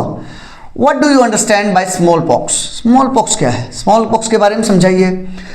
How smallpox and cowpox are interlinked? अब बताइए, यहां कहीं स्मॉल पॉक्स और काउ पॉक्स में कहीं पूरे क्वेश्चन में है क्या फर्स्ट वैक्सीन के बारे में जिक्र? नहीं, लेकिन ये वहीं से रिलेटेड है। स्मॉल पॉक्स क्या था बेटा, उसके बारे में समझेंगे। काउ पॉक्स क्या था, उसके बारे में समझेंगे। First vaccine was discovered by Edward Jenner in 1796। 1796 में एडवर्ड जेनर नाम के साइंटिस्ट थे, उन्होंने इसकी खोज की थी, पहले वैक्सीन की। कैसे की? उस टाइम में एक स्मॉल पॉक्स नाम की डेडली डिजीज चल रही थी बेटा, जिसके कारण ब्लिस्टर्स आ रहे थे, बॉडी के ऊपर बहुत सारे ब्लिस्टर्स आ रहे थे और बहुत से लोग मर गए थे, लाखों लोग मर गए थे। माइल्डर डिजीज, उसी टाइम में एक माइल्ड डिजीज, माइल्ड मीन्स हल्की फुल्की डिजीज हो रखी थी, काउ पॉक्स, जो कि काउ में देखी जा रही थी, जो कि काउ में मिलती थी, इसलिए उसको काउ पॉक्स बोलते थे। He discovered that people who had cowpox, तो उन्होंने कोरिलेट किया कि जिसको भी काउपॉक्स हो रखा है उसे स्मॉल पॉक्स नहीं हो रहा था। जिसको एक बार काउपॉक्स हो गया उसको स्मॉल पॉक्स नहीं हो रहा था। तो उसने दिमाग लगाया कि भाई इन लोगों को जिसको काउपॉक्स है इसको स्मॉल पॉक्स क्यों नहीं हो रहा? इसका मतलब जो काउपॉक्स वाले बैक्टीरिया हैं, काउपॉक्स वाले जो वायरस हैं, जो माइक्रोब्स हैं, वो स्मॉल पॉक्स को बढ़ने नहीं दे रहे। तो इस तरह से उसने पहला वैक्सीन डिजाइन किया 1796 में कि भाई मैं एक काम करता हूं, इनको कमजोर सी बीमारी दे देता हूं। कौन सी? काउपॉक्स का इंजेक्शन लगा देता हूं, काउपॉक्स के वायरस उसकी बॉडी में डाल दिए। तो होगा क्या? मैंने वायरस तो डाले लेकिन वो बड़ी बीमारी को नहीं होने देंगे, बड़ी बीमारी को भगा देंगे। What do you mean by antibiotic resistance? Antibiotic resistance बहुत इंपॉर्टेंट है बेटा, पूरे चांसेस हैं आपके क्वेश्चन आएगा इसके ऊपर, इसलिए मैंने आंसर भी इस पर अच्छा खासा लिखा है और लास्ट में ऐड किया है। How antibiotic resistance spread in the community? Antibiotic resistance कैसे फैल रहा है हमारी कम्युनिटी में? या फिर what happens when bacteria stop responding to antibiotics? अब आपकी बॉडी में बैक्टीरिया आ रखे हैं, आपने उनको मारने के लिए एंटीबायोटिक नाम की दवाई ली। एंटीबायोटिक एक पर्टिकुलर दवाई का नाम नहीं है, एक सीरीज का नाम है, जो कि हो किससे बन रहा है? बैक्टीरिया से ही बन रहा है, और बैक्टीरिया को मारने के लिए ही काम में लिया जा रहा है। मान लिया मेरी बॉडी में कोई बैक्टीरिया आ गया, तो दूसरी काइंड का मैं बैक्टीरिया लूंगा दवाई के थ्रू, जो कि अंदर जाके उसे मार देगा। लेकिन यहां क्या पूछ रहा है, क्या होता है जब बैक्टीरिया रिस्पॉन्ड करना शुरू कर देता है, मैंने एंटीबायोटिक ली लेकिन वो एंटीबायोटिक मेरे अंदर जो बैक्टीरिया था उसको नहीं मार पा रही है। क्यों? क्योंकि मेरे अंदर एंटीबायोटिक रेजिस्टेंस डेवलप हो गया है। एंटीबायोटिक रेजिस्टेंस डेवलप हो गया मेरी बॉडी में। क्यों डेवलप हो गया है? क्योंकि मैंने क्या किया, एंटीबायोटिक को जब चाहा ले लिया, जब चाहा ले लिया, जितनी मात्रा में चाहा ले लिया। तो अब मेरी बॉडी उस बैक्टीरिया को नहीं मार सकती इन एंटीबायोटिक के through.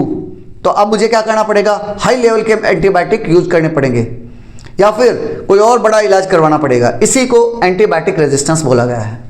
How is antibiotic resistance transmitted in society? अब ये फैलता कैसे है? जो एंटीबायोटिक रेजिस्टेंस मुझे तो हो गया, अब ये दूसरों में कैसे फैलेगा वो समझाना है। Why is antibiotic resistance increasing in the community? हमारी कम्युनिटी में बढ़ क्यों रहा है? आप देखना बेटा, आपकी बुक में एंटीबायोटिक रेजिस्टेंस के ऊपर बड़ी बड़ी लास्ट में चैप्टर जहां खत्म हो रहा है ना, 2 बड़ी बड़ी इमेजेस दे रखी हैं। इतना इंपॉर्टेंट है ये, उसमें से पक्का क्वेश्चन बनने के चांसेस बन रहे हैं। Bacteria develop the ability to survive. Bacteria क्या करता है बेटा, धीरे धीरे एबिलिटी डेवलप कर लेता है अपने अंदर सर्वाइव करने की, एंड मल्टीप्लाई, और मल्टीप्लाई सर्वाइव भी करता है, नॉट ओनली सर्वाइव करता है, अपनी फैमिली भी बढ़ा लेता है, even in the presence of antibiotic. अगर मैं एंटीबायोटिक ले रहा हूं तब भी अपनी ये मल्टीप्लाई करना सीख जाता है। That were earlier effective against them. जो कि पहले एंटीबायोटिक काम कर रही थी, उन बैक्टीरिया को मार रही थी, अब वो बैक्टीरिया स्मार्ट हो गए हैं और उन्होंने एबिलिटी डेवलप कर ली सर्वाइव करने की और मल्टीप्लाई करने की। इसी को एंटीबायोटिक रेजिस्टेंस कहा गया है। When antibiotics are used incorrectly, अगर मैं उनको इनकरेक्टली यूज करूं, मिसयूज करूं, ताकि एक्सेसिवली यूज करूं, बहुत ज्यादा ले लिया मैंने एंटीबायोटिक, तो मेरी बॉडी को, मेरे बैक्टीरिया को आदत पड़ गई कि हाँ यार ये तो ऐसी नॉर्मल दवाई है, इससे कुछ नहीं होने वाला। Allowing some bacteria to survive, adapt, survive करना सीख जाते हैं, अडेप्ट करना सीख जाते हैं। ओवर यूज और misuse of antibiotic such as taking them without a doctor advice. ये वो बड़ा क्वेश्चन है, डॉक्टर के एडवाइस के बिना ले लिया मैंने, और क्या किया, ओवर यूज कर लिया या फिर मिस यूज कर लिया। 5 दिन का दिया था मैंने 2 दिन लिया, 5 दिन का दिया था मैंने 10 दिन लिया, दोनों गलत है।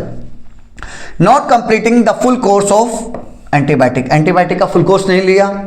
Poor hygiene and sanitation allowing resistance bacteria to spread. अगर मैं हाइजीन अच्छे से नहीं रखूंगा और सैनिटेशन अच्छे से नहीं रखूंगा तो जो बैक्टीरिया होंगे वो स्प्रेड कर जाएंगे। And use of antibiotic in animal also. आपकी बुक में लास्ट में एक पूरा कॉन्सेप्ट दे रखा है इसके बारे में, एंटीबायोटिक इन एनिमल से भी हमारे अंदर आ जाता है। मैंने क्या किया, एंटीबायोटिक मैं तो नहीं ले रहा, मैं तो बड़ा सोच समझ के ले रहा हूं, डॉक्टर के एडवाइस पे लिया, जितना खा उतना लिया, लेकिन जहां से मैं दूध लेके आता हूं तो मेरे दूध वाले ने क्या किया, भैंस को इंजेक्शन लगा दिया एंटीबायोटिक का। अब वो एंटीबायोटिक भैंस के अंदर चला गया, उसके भैंस के अंदर एंटीबायोटिक रेजिस्टेंस डेवलप हो गया, उसका दूध मैंने पिया, इससे मुझ में आ गया, मुझसे आया तो दूसरों में फैल गया। तो इस तरह से हमारी कम्युनिटी में, हमारी सोसाइटी में एंटीबायोटिक रेजिस्टेंस बढ़ता जा रहा है। इसी के साथ आपके ये क्वेश्चन यहां खत्म हुए, लेकिन जाइएगा नहीं, अभी एक क्वेश्चन पक्का गारंटी बोल रहा हूं इसमें से आएगा, और इस टेबल को जो बच्चा लर्न नहीं करके जाएगा इस चैप्टर में वो बच्चा पीछे रह जाएगा।